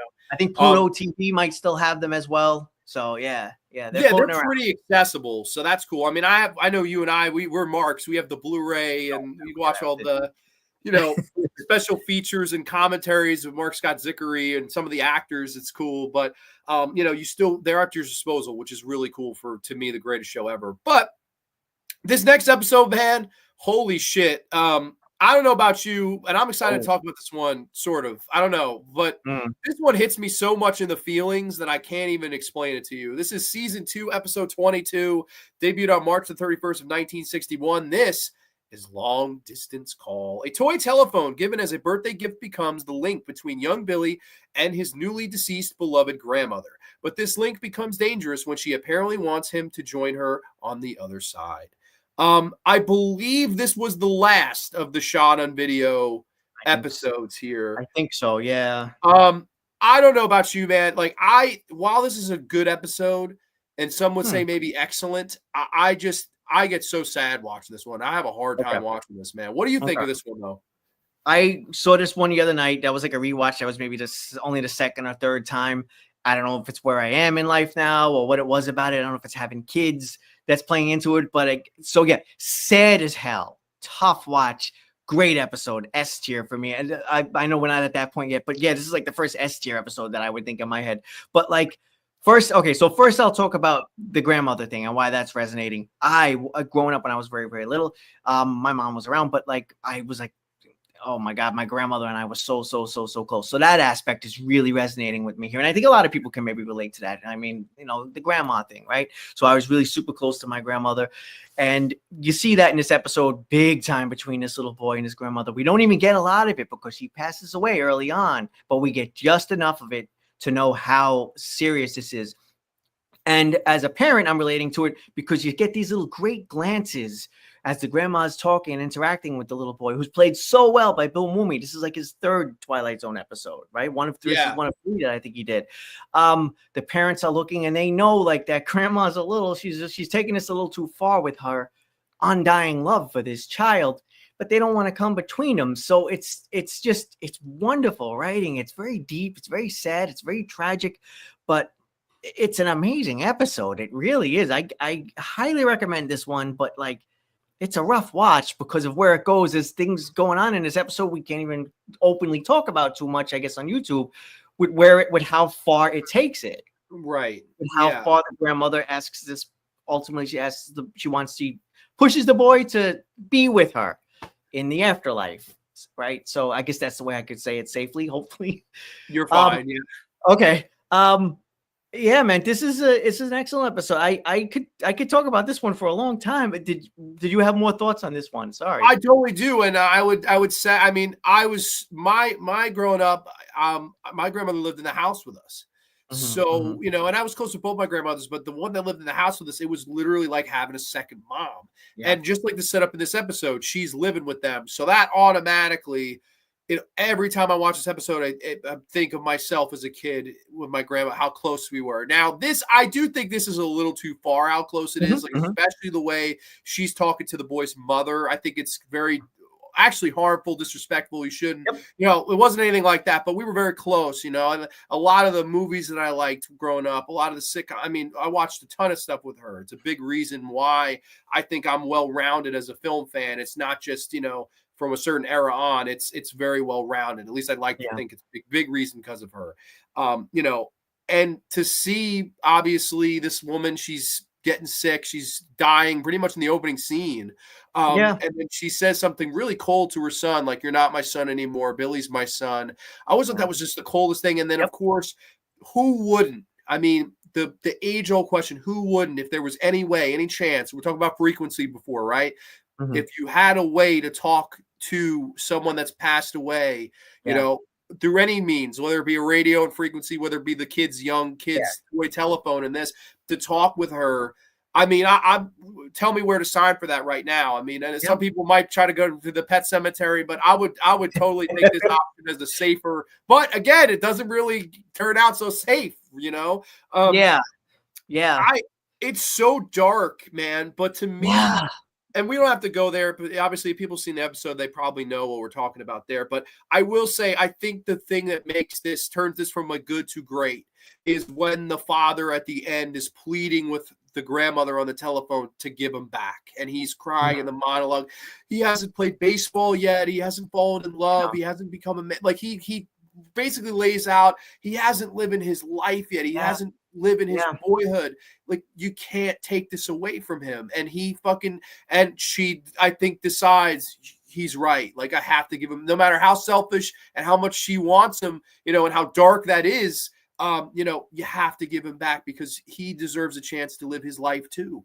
I don't know. This one always freaked me out. Ever since even when my grandmother was alive, I thought this was really dark. No, but it's surprisingly dark, not an easy watch, and I'm so glad you brought up the speech because I was going to bring it up too. Just A+ performance from that actor.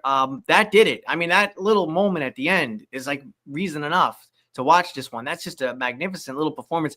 Now, I'd have to double check this, but I could swear that last little bit there that we get from the father pleading with his mom on the phone, which is so effective. We don't even hear her. We never hear her again, but yet she's a presence still just because of this phone, right?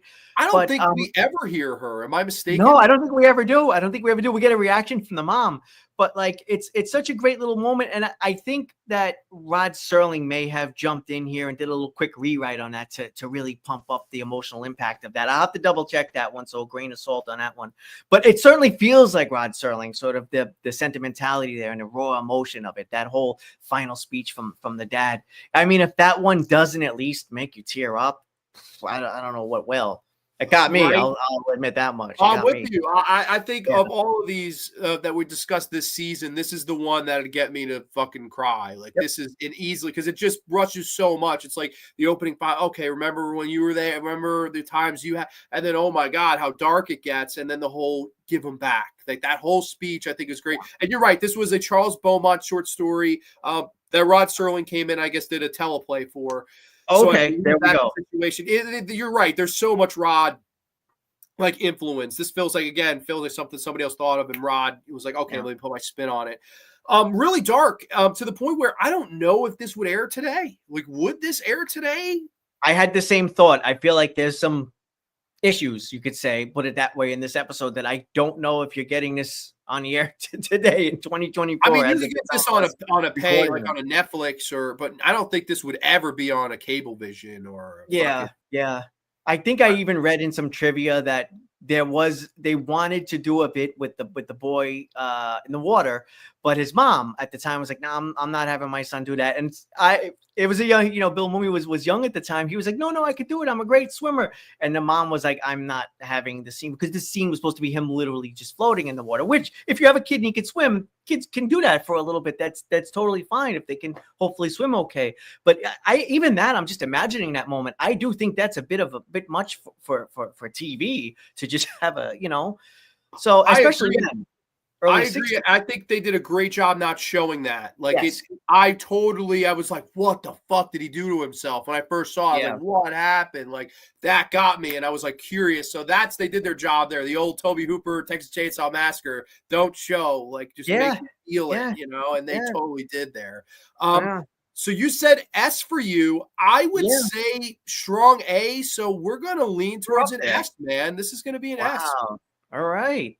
That's a good way. Have it go up for me. So you know what? I'm going up for you. This one, Long Distance Call, is going to be our 4th S tier, joining episodes 5, 6, and 7. The Howling Man, Eye of the Beholder, and Nick of Time. So we have a 4th S tier. This is really fun. We didn't see. Nobody in the comments seemed to really have much. This episode can be seen as inspiration to Poltergeist 2 because of the whole grandmother dying, communicating through her grandkid through the toy telephone. Okay, so that's. I have not seen Poltergeist 2 and forever. I don't even remember that. I don't remember liking Poltergeist 2. Dude, really. Everybody in the comment section is crying because they're watching the episode right now. Yeah, this is the point where we lost everybody. This is everyone's like, all right, fuck this. This sounds too sad. Like, good night, Granny's Graveyard. But I believe that would bring us to the next episode here, where you get the privilege of introducing this one. All right. Yeah. Next up, we have a little. I don't know if I would necessarily call this one a more upbeat per se, but it's certainly not. It's certainly not as grim. 100 yards over the rim. Oh God, it is just as grim because we're dealing with another kid. Okay. Anyway, we'll just get into it. In the year 1847, a pioneer played by Uncle Ben, aka Cliff Robinson, traveling west with his family and friends, scouts ahead for food and water, but he finds himself in the year 1961. Definitely an underrated episode, definitely a solid episode. I am a fan of this one. I love Cliff Robertson's big old fancy hat there that I believe he had to ask and request to be able to wear that hat. So the episode is about a man, as I noticed, who ends up in the future, and we get this great little story where he finds himself in a little roadside diner, and there's these great little moments throughout this episode that I like a lot, where he gets his water given to him, and it's just fresh, clean water. And you can imagine, oh my God, this must be like heaven on earth for this guy to just have water. And it's played up so well as though that's what's happening. And then later on, of course, he gets the medicine and stuff. And this is an episode that almost makes you appreciate how much we have now. And this is an episode well over 60 years old. And it's just simple little things like some medicine in a bottle, clean water. It's like, yo, if we lived in a the times of people on wagons traveling back and forth through deserts to get from one place to another, we might not even have the privilege of being alive. This is an episode that, like, if you look at it on like a deeper level, it's sort of saying a lot. However, just in terms of being entertaining, it's working big time, man. I am a fan of this one. I am too. I think you hit the nail on the head again. I love Cliff Robertson. I would say the dummy of the two he's in is my favorite. But that's not to downplay this episode, just because obviously I'm a diehard horror fan, whereas this one's really not a horror episode. But I was, again, first thing, I didn't notice this until like my 10th watch of this episode. John Astin, Gomez Adams himself, very fucking beginning of this, where I'm like, oh shit, I thought he looked familiar, but I couldn't place him. And then like today, I did get to do a quickie bit of trivia, and I have a note on that, and I'm glad that you brought it up, because I almost forgot. But that's fun little trivia there. Right? I popped. I'm like, Gomez, and this is right before. I mean, this is a 2-3 years. I think 64 is when the OG Addams Family show debuted on the air. So this is just a few years before he gets his big break as that, the biggest character he ever played in Gomez Adams. So it was like, oh my God, John Astin, like I was so happy to see him.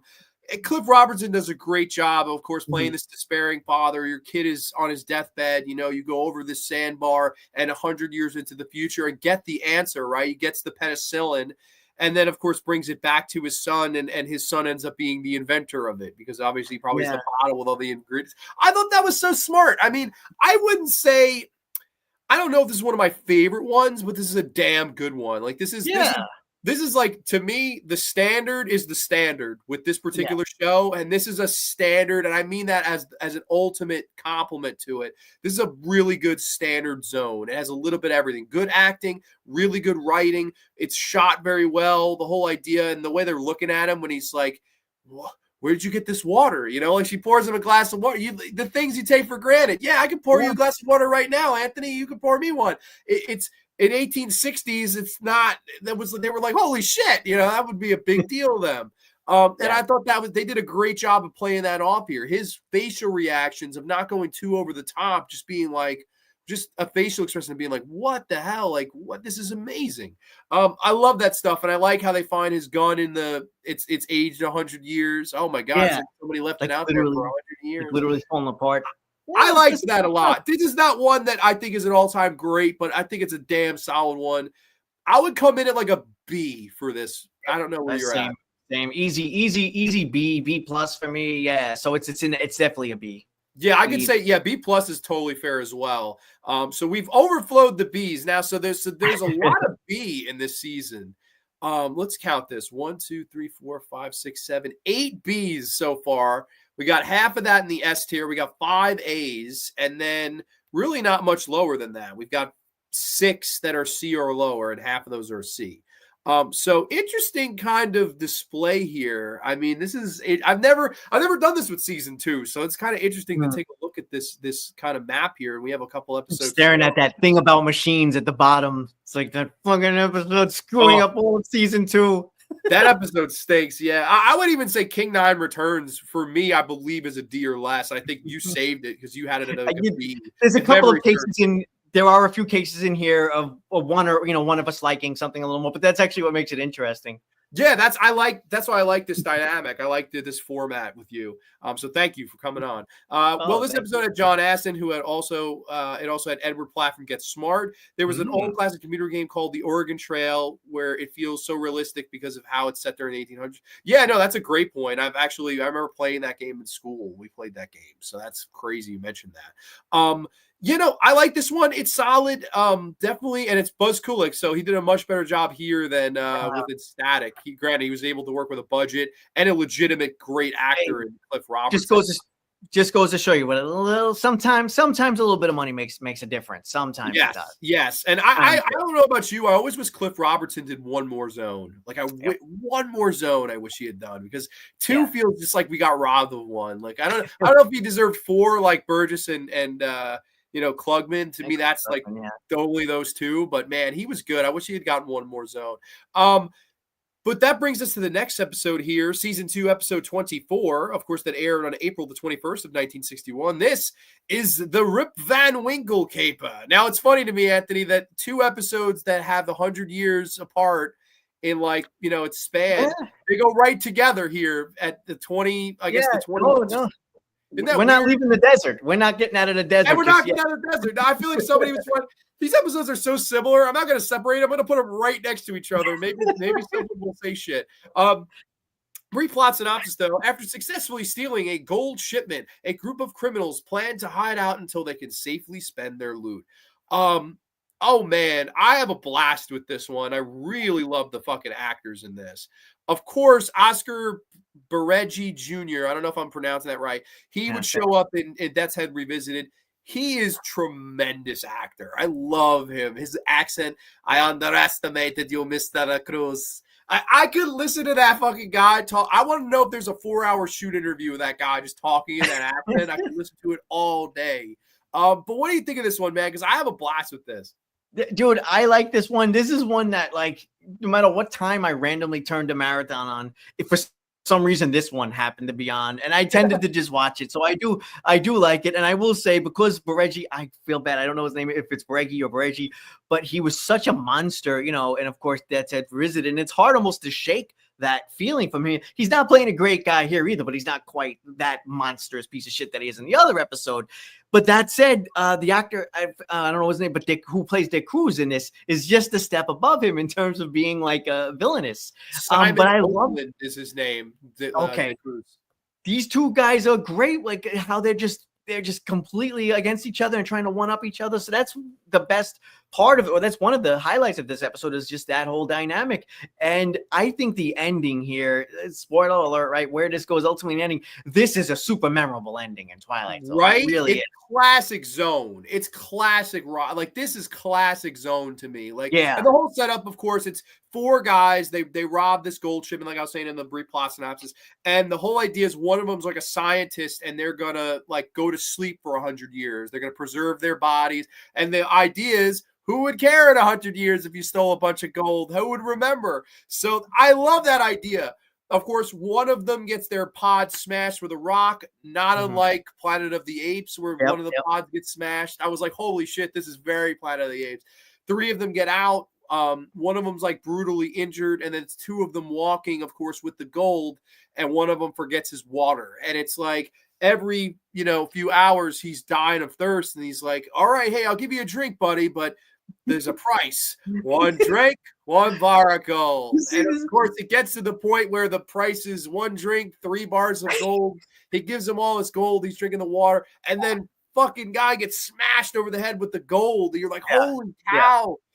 And then you get to the ending, which you're right. Like, that is a great ending where you have these people in like a hover. What was it? Was it like a hover car? Like, what exactly? Oh, yeah. It was yet another Forbidden Planet prop. It would be in my garage if I could have it. So I'm not going to talk shit about it. It would absolutely be a big ass garage to fit that thing in there, man. Fit it right next to the Batmobile. But right next to the Batmobile. It's absurd, but I kind of love it. I can almost picture myself just rolling around the Bronx in that ridiculous thing. But so at the end we end up with this sort of twisted irony of like, this old man, he had gold as if it was worth something, and he just kind of throws it away because he's like, they manufacture it now. That's just such a wonderful ending, man. Absolutely. It's so poetic. It's so beautiful. Here are these guys that stole this gold, that died for it, killed each other for it, literally thirsted, to try to live for it, and it was all worthless. Because that's what they are. You're all worthless too. Like that, I thought that was so 101 Rod Serling Twilight Zone. Like That's it, man. That's really what it is. Like, it's this episode. Now, I love this one. I have a lot of fun with it. It's very rewatchable. I love the two lead actors and the guy's accent. I underestimate you, Mr. Cruz. I love that. I don't know why. Every time he says that, I laugh. I'm like, yes. Like, I love that fucking actor. I really like this one. It's directed by Justice Addis, who I've never heard. Do you know that name struck me too. He also directed the Odyssey of Flight 33 as well. Really? Okay. Yeah. So he directed both. Wow, very different episodes, but so yeah, definitely showing his range there as well. And it looks like he also returned in season 4 for No Time Like the Past, which is a very forgettable one. No Time Like the Past. Okay, gotcha. Yes. Yeah, I would tend to agree. Bit of a this is definitely his best one by a mile, I would say.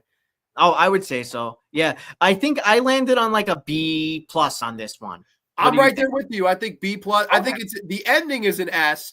I would say it's a B+. I would completely be with you there. So B+ for the Rip Van Winkle Caper, which I didn't get a chance to. So another one to the B's. That's 9 B's now. So that seems to be the letter that won here. But we do have some really interesting episodes coming up. I believe we have 5 more. The show is flying by, Mr. A whole bunch of a lot of Rod Serling coming up. Only one Charles Bowen one, but the rest of these are pretty much Rod Serling. Oh, there you go. Synthetic quickly adds Oregon Trail is a fun game, easy to kill off characters. This episode, along with People Are Like All Over and I Shot an Arrow into the Air, is one of the episodes which had inspired the original Planet of the Apes. Totally, yes. This one, I would say this one the most, really. Like the whole with they were going to preserve their bodies. Like that's so Planet of the Apes. So yeah, great call. But you got the privilege of this next one, man. Oh, I'm excited to talk about this. Ooh, all right. Elias, next up, we have yet another Rod Serling episode directed by Boris Sagal. We have The Silence. An aristocratic club member, played by Francho Tone, bets that a talkative acquaintance, played by Liam Sullivan, cannot stay silent for an entire year. A kick-ass episode. I am a fan of this one as well. What we get here is sort of like a very it's almost like I would say it's almost like a low key episode where the main point of this one is that we have the guy placed underground, and we start off sort of rooting for, I feel like I'm talking for myself here. We start off sort of rooting for the rich guy who makes the bet, because the guy who's so talkative is somewhat unlikable. But I feel like toward the end, we end up sort of rooting for the guy who inevitably, everybody loses in this one. We end up sort of rooting for the guy who actually managed to keep his mouth shut. This is an episode that like I covered not that long ago, so I had a lot to say about it there. I'm blanking a bit at the moment, but I am nevertheless a fan of this episode. I love the dynamic between these two guys. I love this sort of ongoing rivalry, and I love that it's even though it's one-sided in the sense that we only really get dialogue between the two of them in the opening of the episode. That's it. We don't get anything in the entire middle chunk. And for spoiler alert, we can't get anything from the two of them at the end of the episode. So this is a very good episode. I'm a fan of it. What about you? I'm with you. I think this is a really, really great episode too. And I love the whole idea of it. It's the whole idea. The episode is it's just this big bet. I love how it opens, all these rich, fancy folks at a party, talking out their asses. And then of course, he sends the oblivious note from the waiter, who the waiter in this is also the same guy. He's the waiter in A Piano in the House, and he's in the Penny for Your Thoughts. So he's in this one too as a butler. All right. He would have been the best Alfred ever if he fucking, would have been a little bit younger at that time. But I digress. So he sends the note over. I bet you can't stay silent for a year. And the way they do the whole setup is great, right? He's in this room where he's being recorded. So if he even mutters something to himself, the bet's off. And I think the whole bet is for like $500,000, right? It's for $500,000. Yeah. And if he at points starts to say, hey, you've been in there like 3 months. What if I gave you $1,000? You could walk today. And he won't do it. And then, of course, it gets to the point of I have to try to antagonize him to try to say something like, hey, I saw your wife in a sports car with a pretty good young-looking guy. And the stuff he's saying, I was like, oh, my God, I would break the glass and, like, fight this guy. Like, what a scumbag. That's where it's getting grimy. Yeah. Right. And he's so sure of himself. He's so, oh, that boy stayed silent for 9 months, but it won't be a minute more. This I guarantee. I like this. This is a whole bet until you get to the finale where I never saw this coming the first time I saw it. And this is, of course, one of very few episodes like The Shelter and like the pilot, Where Is Everybody, where there is no paranormal or anything, Twilight Zone-y going on. This is just a straight up episode. Where he cut out his vocal cords to win the bet. They're all like, why aren't you speaking? You've won. The guy at the club, I don't have any money. I'm really a fraud. I'm broke. I'll resign from the club, which I would have killed him right there. Like, you cheated me. And then you realize he cheated too. So it's like you see his vocal cords have been cut. Yeah. And you just get this, Rod Sterling, here, Mr. Tennyson, he almost won a bet. I love that. That's one of my favorite, like, closing. He almost won a bet. Like, I love Rod Sterling with a middle finger to the gamblers once again. Do not gamble in a 12. Hey, we get some more Jonathan Harrison as well too. A bit of like a voice of reason in this one. He has a bit of like an underappreciated little role there, but I like that whole dynamic between him and Rich Mr. Moneybags, where he's like the only one who sort of tells this guy off, and he's like, this kid, I think he's going to do the work. And I love that he calls him out. So we get some interesting dynamics there as well. That boy down there is going to beat you. I love that. I love the way he says it. Like, and you see, he's like, no, but he's like, oh my God, I'm so fucked. And we don't know at the time that he doesn't have the money, but I don't know. I love this one. I mean, that's this is as strong as an A as you can get to me. Yeah. Yeah, no, I could go like A- on this one. Oh, and just real quick, the nerdy trivia on this one about the actor Francho Tone.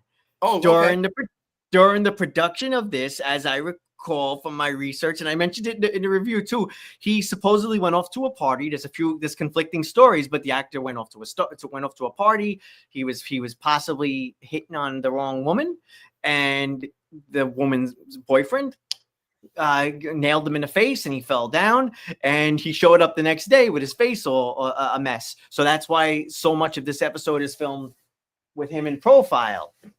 Really? I didn't know that. Yeah, so that's some of the fun little sort of nerdy trivia on this one. And if you go and you watch the episode, you'll see that like there's lots of stuff where he's kind of like he's like this behind a wall. We can't quite see it because my shitty camera's going nuts. But yeah, he's filmed halfway behind a wall. And the director was forced to get a little creative with this one.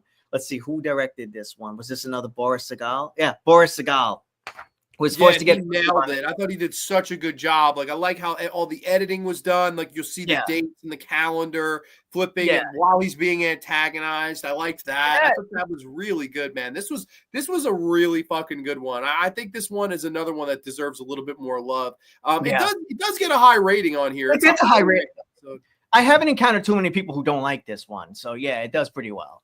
Yeah, I would be surprised if people wouldn't get into this one. It is a little bit different, but I think in a good way. I'm a fan of this episode, too. It's very good. Completely agree. Dominic St. Clair's in the house. What's going on? DSC in the Heezy. What's going on, buddy? But, okay, this brings me to another one I don't think gets enough love from people, but I really like this. Of course, Season 2, Episode 26 debuted on May the 5th of 1961. This is Shadow Play. Convicted killer Adam Grant is trapped in a recurring nightmare in which he is sentenced to death by electrocution. He tries to convince those around him that they are imaginary and cease to exist if he is executed.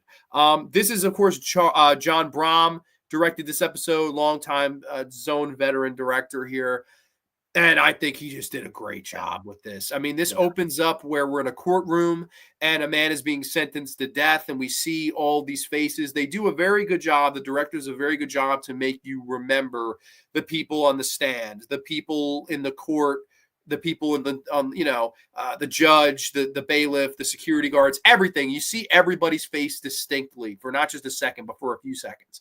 And then, of course, this man says that this happens recurringly. I keep getting killed. You don't understand. Some of you people change who you are, but I keep dying. And the guy who is his cellmate he says something like, oh, I'm so dreading it. I wonder what it's like. And he says, you take 78 steps down that door.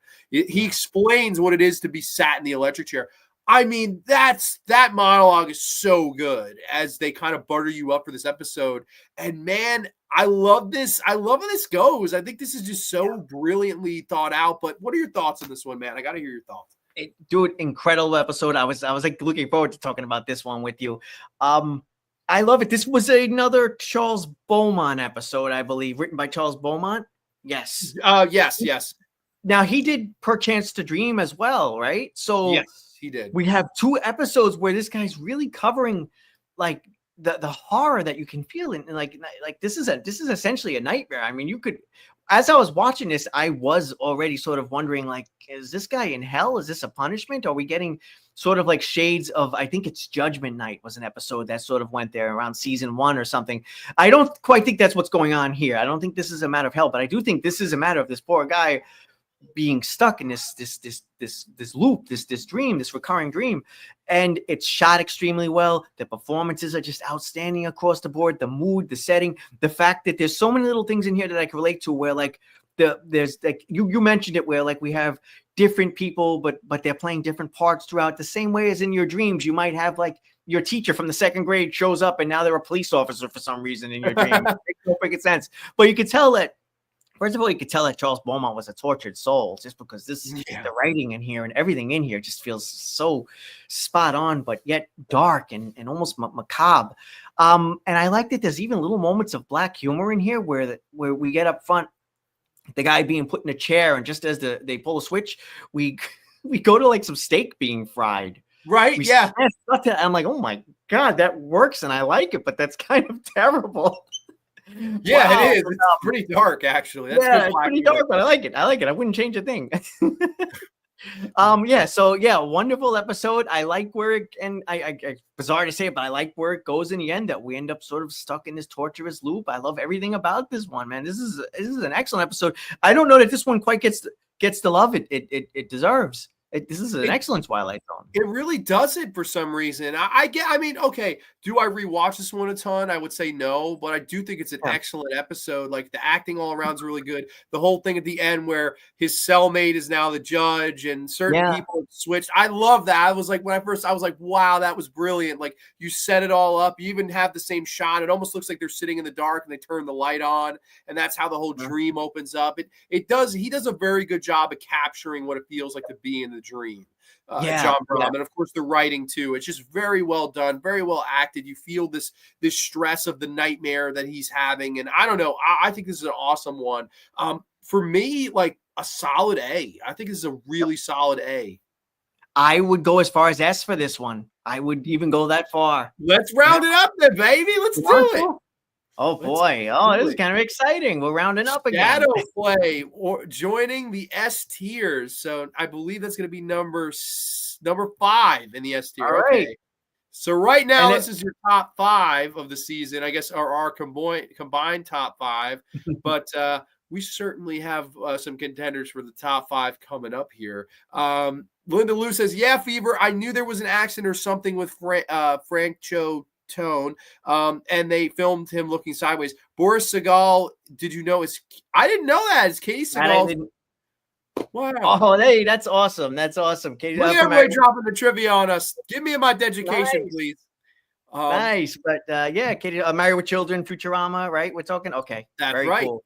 Very cool. I find this with certain movies, I really like them, but because they are emotionally heavy, they lack rewatchability. That's totally, this is definitely one of those where it's so heavy that, I don't really, I won't go, Shadow Play, you know, but I could see, like, it is a really great episode. I could see an S for sure. So that's why we're going right there with the S here.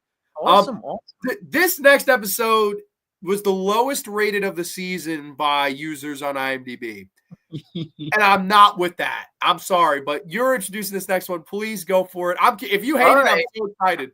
Okay. All right. Yeah. All right. Cool. I'm looking forward to talking about this one. All right. The Mind in a Matter, directed by Buzz Kulik, written by Rod Serling. A man played by Shelley Berman uses the power of concentration to remake the world in his image. basically this episode is about a guy who's just a grumpy, sort of miserable soul at work. He hates everybody around him. Just to sort of recap it a bit and give it a bit of a context. And he hates, as he says in the episode, people. He ends up with this book where it shows him sort of the power of concentration.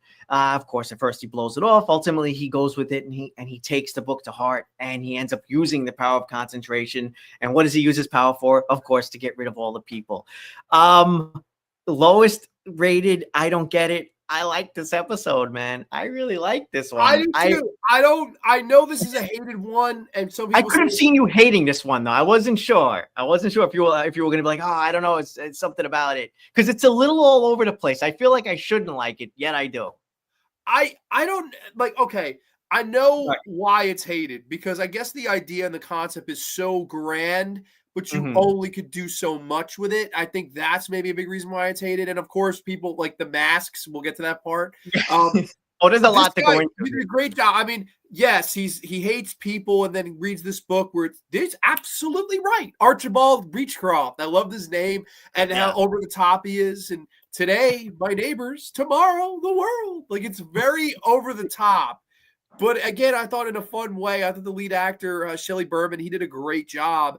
And basically, you see his everyday life, the misery of a commute, the misery of working with these over-energetic people, which I'm one of those people. Come on.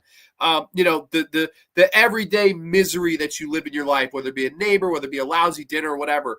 What if for, a willing of mind power, you could get rid of it all like that? And he does. All of a sudden, his daily commute on the train, he zaps those people, makes them disappear, takes a nap on the train with his hands on his chest like he's a corpse. He's going in the elevator, it's empty. He's working, it's empty. He loves it. And then he starts to get lonely. I know what would be better than a world full of regular people. World's full of me. And even he starts to piss himself off. And they have these awful masks of him, of people that walk on the elevator. That was the funniest fucking shit. Yeah. I thought, I know people bash that, but I thought it was funny. I had a charm. They tried. It's better than CG. They even dressed him up as a woman at some points to be like. They went there. Yeah. Come on, give it. The guy put a freaking dress on for this episode. I liked that too. I don't know. I think people just they literally expect the world, and they get this one guy basically talking to himself the whole time. So I get why it's hated. But I'm sorry. I thought this guy did a great job, and I thought the idea was great. Like, what if you could, with willpower, make anything happen and get rid of – like, I would love to abolish traffic in the morning. Like, what the hell? Who wouldn't want to do that? Or the annoying person in your office or whatever. I think it's very human. But for some reason, this one always gets, kind of ragged on. I don't know. I like it. Soft spot for it.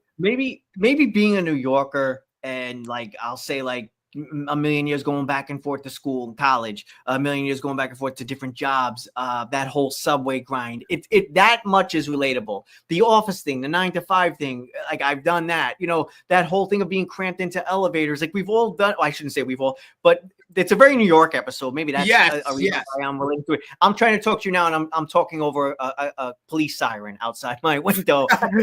people. So it's very relatable in that sense. Maybe it's more of a city person that can relate to this one. I don't know. I will say this. We have some weird elements in here where he's talking to himself. I like it, but it's an element that's introduced, I don't know, midway, where he's just talking to himself. But I don't know how else to have done it, because you can't have him talking to himself in the beginning, and you want to have some kind of internal dialogue. And I guess in this case, they didn't want him just talking to himself like we got in a lot of other episodes. So he literally sees other versions of himself. That's a little weird, but it didn't kill the episode for me. Me neither. It made me like it. I was like, wow, what a weird, we'll get this guy in a dress, we'll put this guy in another outfit. Like, they did everything they could with the one actor. This is really a one-man show. It really feels that way. And I thought the actor did a good job. It could easily, to me, this could be horrible if he wasn't on his game. If this was a bad performance, then you're fucked, because then the whole episode wouldn't work. I don't know, though. I thought it was good. I kind of big soft spot for this one. It looks like Linda Liu agrees with us. I like the mind and the matter. Right. The 2021 Twilight Zone episode, The Comedian, is very similar, where you have the stand-up comic where each time he makes a joke about someone, they vanish. That's right. And he starts getting rid of these people. That was one of the best ones they did, was with Kamal Nanjiani, I think. That was a good one. That was actually a pretty good one. That was of all the ones I watched of the Jordan Peele ones, I thought that was the best one for sure. I liked that. But where would you rate this one? Where are you feeling on this one? Geez, I don't know. I almost feel like with some of the others that we have so many in B's, but like I don't know if I could see giving this one a C. Like if I went C, I'd go like C+. If I went B, I'd go B-. But I'm like, it's such a good mood tonight. Hey, it's Christmas. I'll go with like a B- or something like that. What are your thoughts on this one? Because I'm not going to go with an A. I would say B- as well, but since we got the double minus, that's going to bump it down to like a C+. I think that's fair. I don't like. Okay. I would 100% watch it over anything. Dust, Static, Thing About Machines. I like it better than The Whole Truth and King 9 Not Return. So it's higher. It's definitely it's a plus. You definitely have the plus in there. I don't know. I don't mind this episode. I don't mind the Mind of the Matter. Okay, I just don't mind it at all. No, same here. It's a very very watchable episode, very rewatchable episode, and those masks are like delightfully disturbing. Is that a word? Dude, I wonder if somebody has one of those masks still. Yeah. Like I would love to know. And the thing is, the way it's shot, they just shoot the masks just straight on. There isn't even an attempt to kind of like, go past the camera real quick so that viewers have to like pause it. Well, they weren't pausing back then, but it's just even back then, it's just like they're just flat shot right on the elevator, just goofy, dead-eyed Michael Myers almost looking mask. Yeah, it is. It really is. I thought this one was like a Twilight Zone take on the Secret Life of Walter. Yes, the Walter Mitty story. I mean, I know, and I was going to mention this to you. They have the original masks from The Masks, the episode season 5. In Binghamton. Those are upstate in the Twilight Zone Museum. Dude, one day, man, we got to take that road trip together. I've never been. You haven't either, I guess? No, I've never been to Binghamton. Binghamton's like, what, 4 hours from us? Yeah, it's a little bit of a trek. But I think it's worth it. They have that statue there now in honor of Rod Serling. Hey, his 100th birthday was on Christmas. That's right. Wow, that's crazy. So yesterday, Rod Serling turned 100 years old. Yeah. So rest in pepperonis to the man. I'm going to have to rewatch and write some of these. I'm pretty sure my local station runs a bunch of episodes over the new. Hey, and like I said, you can watch them on Freebie, Amazon Prime, Pluto TV, maybe. You can watch these for free. So it's definitely at your fingertips because you don't have to pay a dime. And now we get to the final 2 episodes of this season. And man, I don't know if any season has a better final 2 than these next 2 we're going to talk about here tonight. And I do think I will make a bold prediction that both of these are going to make the S tier. At least they do for me. I don't know. I would assume they do for you, but we'll get ahead of ourselves. This is season 2, episode 28, debuted on May the 26th of 1961.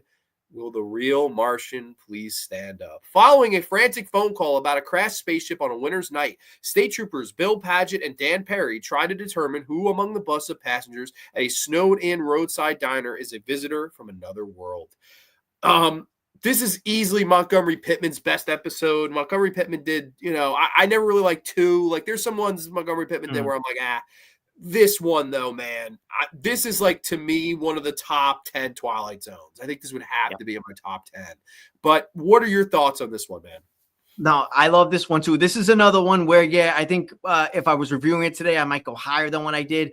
I might go like 5 out of 5 on this one. This is a wonderful episode. Jackie Elam alone makes this one just infinitely watchable. His performance alone, I love the sort of, not really whodunit, but I love the mystery aspect, I should say, of this, because I can't remember watching this the first time and whether or not I figured it out. I have no idea. But I will say, I do think a brand new, fresh viewer coming in would probably have a tough time figuring out who is the alien, who isn't the alien. So anyway, I love a good little mystery in an anthology. I've said that before, but great performances all around, great atmosphere. I love the little claustrophobic environment. Definitely getting the feels from The Thing here a little bit. John Carpenter's The Thing. Sure. And, I definitely get that vibe from this as well. Just a little bit, a hint of it. And just great episode all around. The comedy lands though with Jackie Elam. It really does. Everything this guy says and does, from take me to your leader, just all of it. It's all working. And you didn't know us Martians would know about the great American pastime, did you? And you got the diner. This is behind him, his background. Yeah, there we go. You can see the diner there. That's the diner. And he had the eye thing going, just everything, his facial expressions. He's another person. I'm very glad we got him in at least one episode of Twilight Zone. I'm very glad. Would you say that he was sort of meant to be the person that we thought would be the alien here? Or they're very much implying it's him, but it's to the point where I think it's so The red obvious. herring. That's the word I'm think it, where it's like, it's not him, Yeah. Yeah. I love it. I think this is great though. And it is, I think they even say in the episode, it's like an Agatha Christie. This is an Agatha Christie Twilight Zone where instead of who done it, it's who's the Martian. Who, of course, you have X amount of people on the bus. They all got off the bus to stop at this diner on a cold, wintry, snowy night. And then the police come in and they go, wait a minute, one of you wasn't on the bus because the bus driver says, I counted 6 and there's 7 in here. And then it's, go around the room trying to figure out who do you think did it. And it's so really fun to like guess. And the discussions are so genuine. And even the psychology between the couples, they're like, couples, you could just, cross us off. We're innocent. And then one goes, I didn't notice you have a mole on your chin. He's like, you've been dating me all this time. You don't ever fucking realize I got a mole on my chin, And then you'll have one of the elderly couple and they're arguing. I thought that was great. I mean, everybody. All of the players were good. Yes, and including, and I think the one that stands out almost the most, which we made him the thumbnail of this, is the fry cook, is the guy, Barney Phillips, Haley the bartender. He's perfect in this, and he would show up, I think, in another Twilight Zone or 2. I believe he would show up in other zones. But this is the role he's most remembered for this. I mean, and everybody remembers and I think you'll see how we differ. A double twist ending. When I first saw this, bro, I fucking freaked out. I was like, what? Like, I absolutely was mind blown. And also, before we get into the ending, because I want to talk about the ending, I know someone mentioned Langoliers before. If you listen closely to the character, I want to get his name right here, Ross, John Hoyt's character, Ross. He keeps going on and on. I got to be in a meeting in Boston at 9 a.m. If you've seen the Langoliers, the fucking...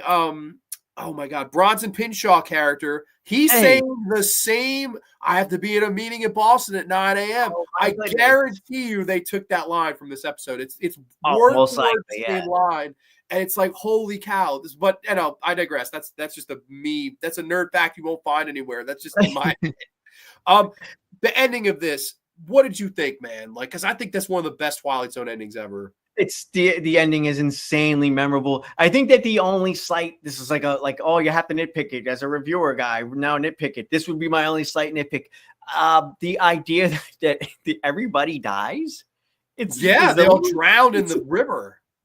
It feels a little dark. I almost wonder if that needed to happen because they introduce us to everybody. Everybody's likable. I don't want to imagine poor Jack Elam dying at the end of this. And the whole, but where we seem to go with this is that the whole planet is about to be colonized by one alien race or the other. So I guess one way or the other, everybody's going down. So this is slightly dark, but we don't quite dwell on it, to be fair.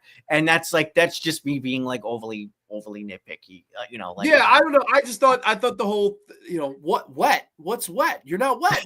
What's wet? And then you see the third arm and he's that's the cigarette. I remember being like, whoa! And then of course, I think you'll see how we differ. And he has the third. I remember being like, the double twist. Man, when I was a kid and I saw this, I remember being like, I was reacting to it like it was a sports moment or something. Like somebody took big time. I was like, oh my God, like it totally got me. I was running around the room like a chicken with his head cut off. I was like, loving the ending of this. I was like, holy cow. And then Rod Serling's great narration, make sure you check their arms, all 3 of them, their eyes, all 3 of them. If he's been born like he's got a spatula in his mouth instead of, one in his hand, maybe you want to look him up too. The whole Mars and Venus thing.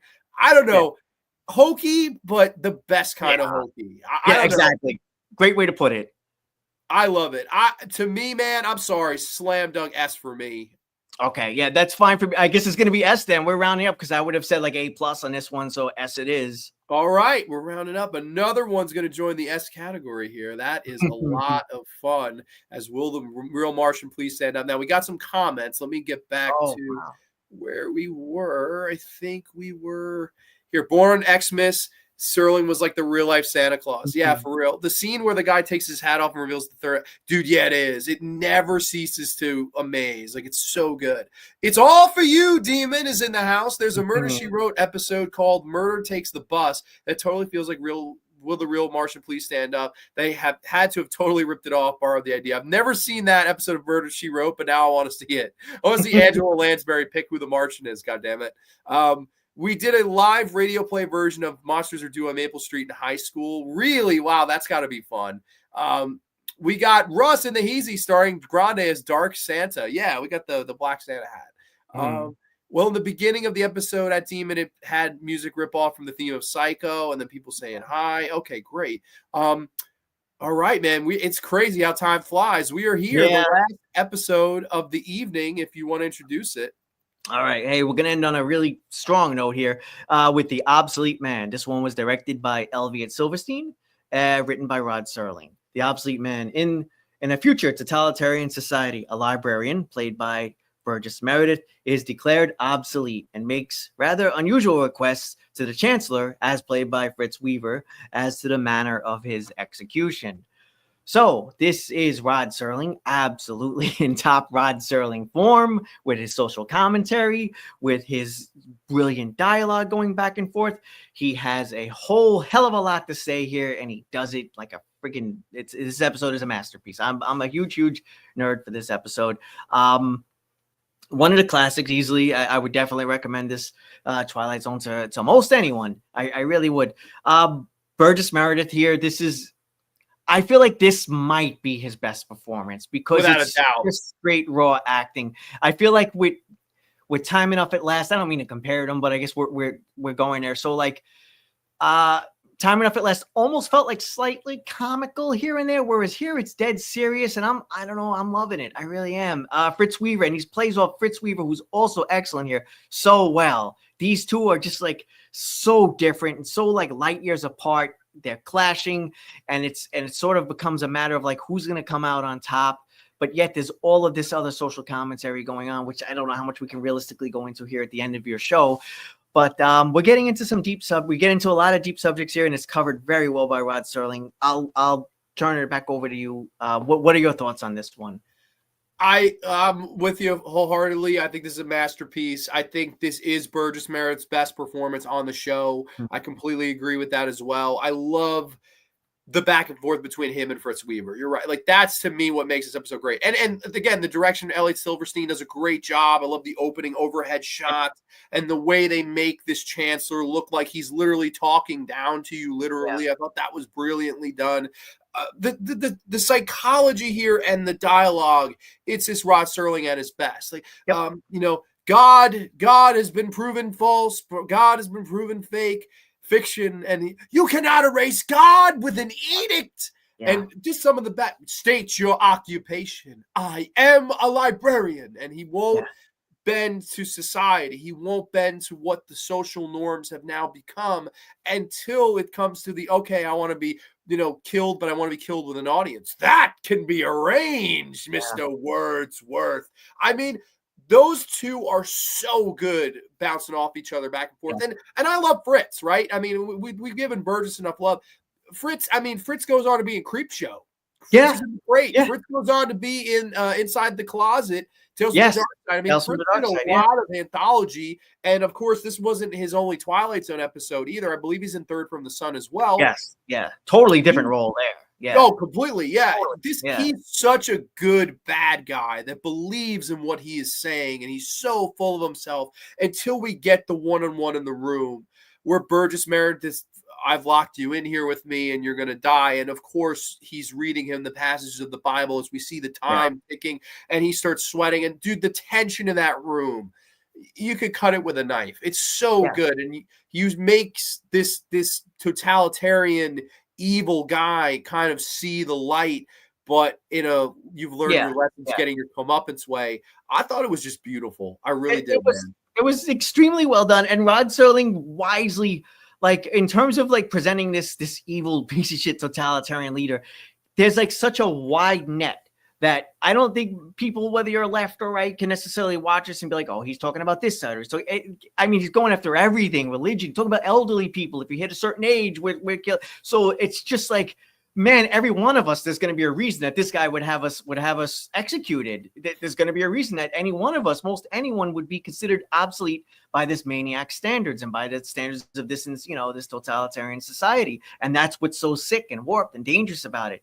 But the episode goes in on that and gets there. It kind of gets in the weeds with it. And I like that. All of that said, considering considering we're dealing with such vicious territory and such vicious people, I like where it goes in the end, that the implication is that this guy really gets pretty brutal final moments. His comeuppance is seemingly that he's torn apart by his own, by his own kind, or at least they were his kind the day before. He's destroyed by the very thing he was set out to worship. And I think also the poetic again. Yeah, the writing within the writing, right? Here's a librarian whose name is Wordsworth, because words are worth something to him. And it's a whole idea of, he will not state his occupation as anything other than it is because of what books meant to him. And again, we're talking about the guy that loved books and reading in another episode. That's a fun side note. But Rod Serling, I mean, I think that's such a ahead of its time thought. That, hopefully there is not a day that comes where books are meaningless or film or media or, whatever it is that you may find worth in. And I think this episode does a really good job at portraying that. And Fritz Weaver, the ultimate heel, Burgess Meredith, the ultimate babyface. And I just love that, in the name of God, let me out. Yes, Chancellor, in the name of God, I will let you out. That's great, man. Very interesting that in his final moments there, or what he feared were going to be in his final moments, he had a little more time.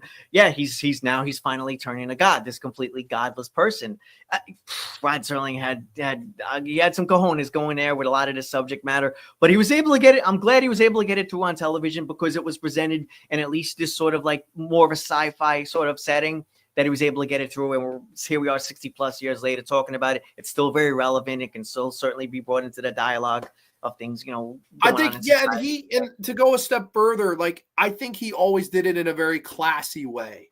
Yep. Okay, were there some episodes of this show that garnered controversy? Absolutely. The Encounter was banned for 50 years because of some of the stuff on in that episode. There's but then you look at something like, a Killer Doll episode, Living Doll, yet they somehow made that relatable to a child that felt unloved, the child in the turmoil of a marriage that was not working out, or a step parent that was maybe just a little bit too abusive or mean with what they said. Again, you wouldn't think Killer Doll in that, but it worked, right? And here's this idea with this particular episode where, could this be related? Could this be looked at one side or the other? Religion, all of these different controversial things that we do experience in everyday life. He was able to, again, make it classy. I think it was so well done. And Burgess Meredith, man, was the perfect guy, the only guy I think that could have played this role the way he does it. And I just think that these two guys, I would have loved to have seen them do more. This one could have been an hour, and I think I would still be I wish there could be an hour-long version of this one. Yeah. I don't know. I love this. Yeah, it's almost broken up into two segments, but yet I wouldn't say it feels rushed, but it's so damn good. But yeah, I wouldn't mind it explored in an hour. Yeah, we get the first half, which is basically the trial almost, and then the second half is in the little cramped apartment there. But it's and yet it still feels like it creates a little world that we can imagine as sadly existing in the future. We can imagine it just outside, right? I hope not. I really hope hopefully not. It's very on the head, man. It's actually quite frightening how on the head it is, but that's Rod Serling, and I think that this episode, I mean, I don't even know if I have to ask you. I mean, I think we're both it's yeah, we could just bump it up to the top and put it with its friends in the S tier. Yes, this is in the S tier. So, I mean, I love this one. Let me get the comments really quick, and then maybe we'll do our top 5 of the season. This episode felt kind of similar to the classic Ray Bradbury story, Fahrenheit 451, which also involves the future reading is illegal. That's right. Not a big Ray Bradbury fan. I don't know if you are, but I've never been too big on his literature. And I know he did one Twilight Zone, I Dreamed the Body Electric, which was kind of mad to me. Love this episode for the strong emotional connection to the main character. Yes, I agree. And an equal amount of disgust/disdain. Yeah, with the villain. Totally agree with that. It's really well acted on everyone's behalf. But all right, so that's all 29 episodes ranked here. Anthony, give me your top 5. And it doesn't have to be just from the S column. I know there were some we didn't agree on. What is your top 5 of season 2? And I guess we'll do a bottom 3.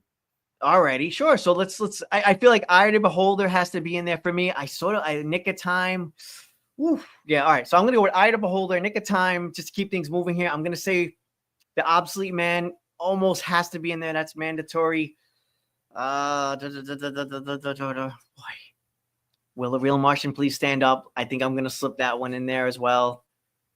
And do I want to go, because 22 it's so rewatchable. That's the toughest. Yeah, I'm having that dilemma too. Does 22? Yeah, I might just have to sort of stay up in that top tier with you know what? I'll go with Shadowplay. Nice. Okay, nice. Yeah. I'm gonna go Howling Man. Wow, this is tough. 22.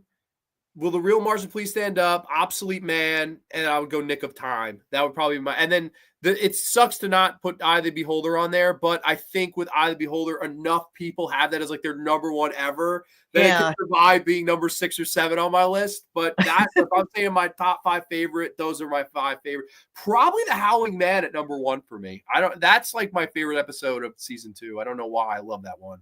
Yeah.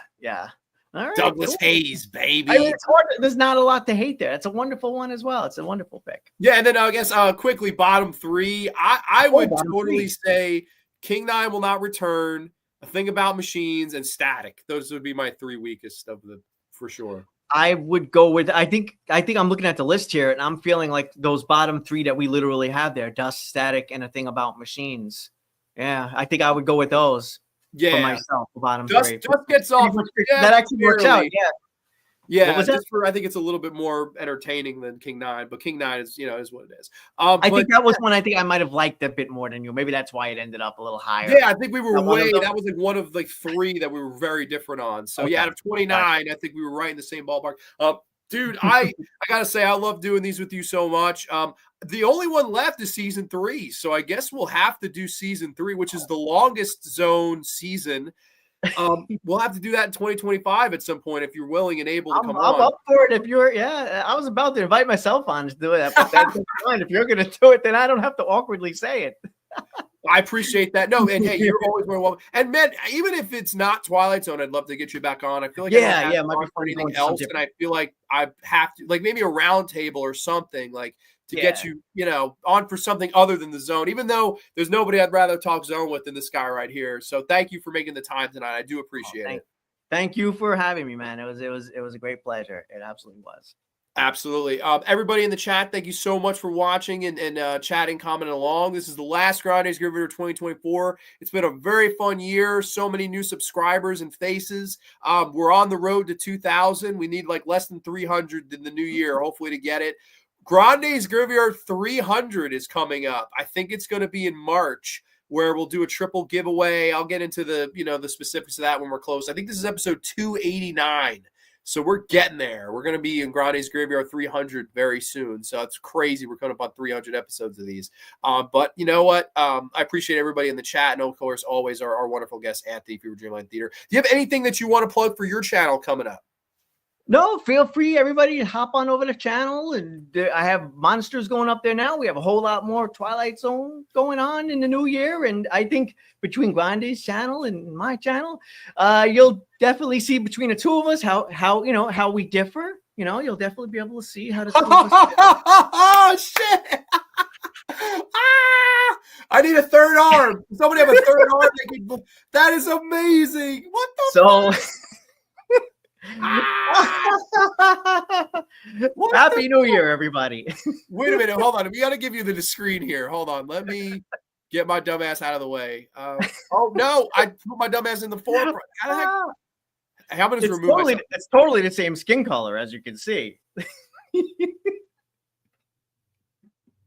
That is so crazy. What the hell? That is so freaking scary. What the hell? What did you do? Okay, you got to tell me how you applied that before we go now. I got to know.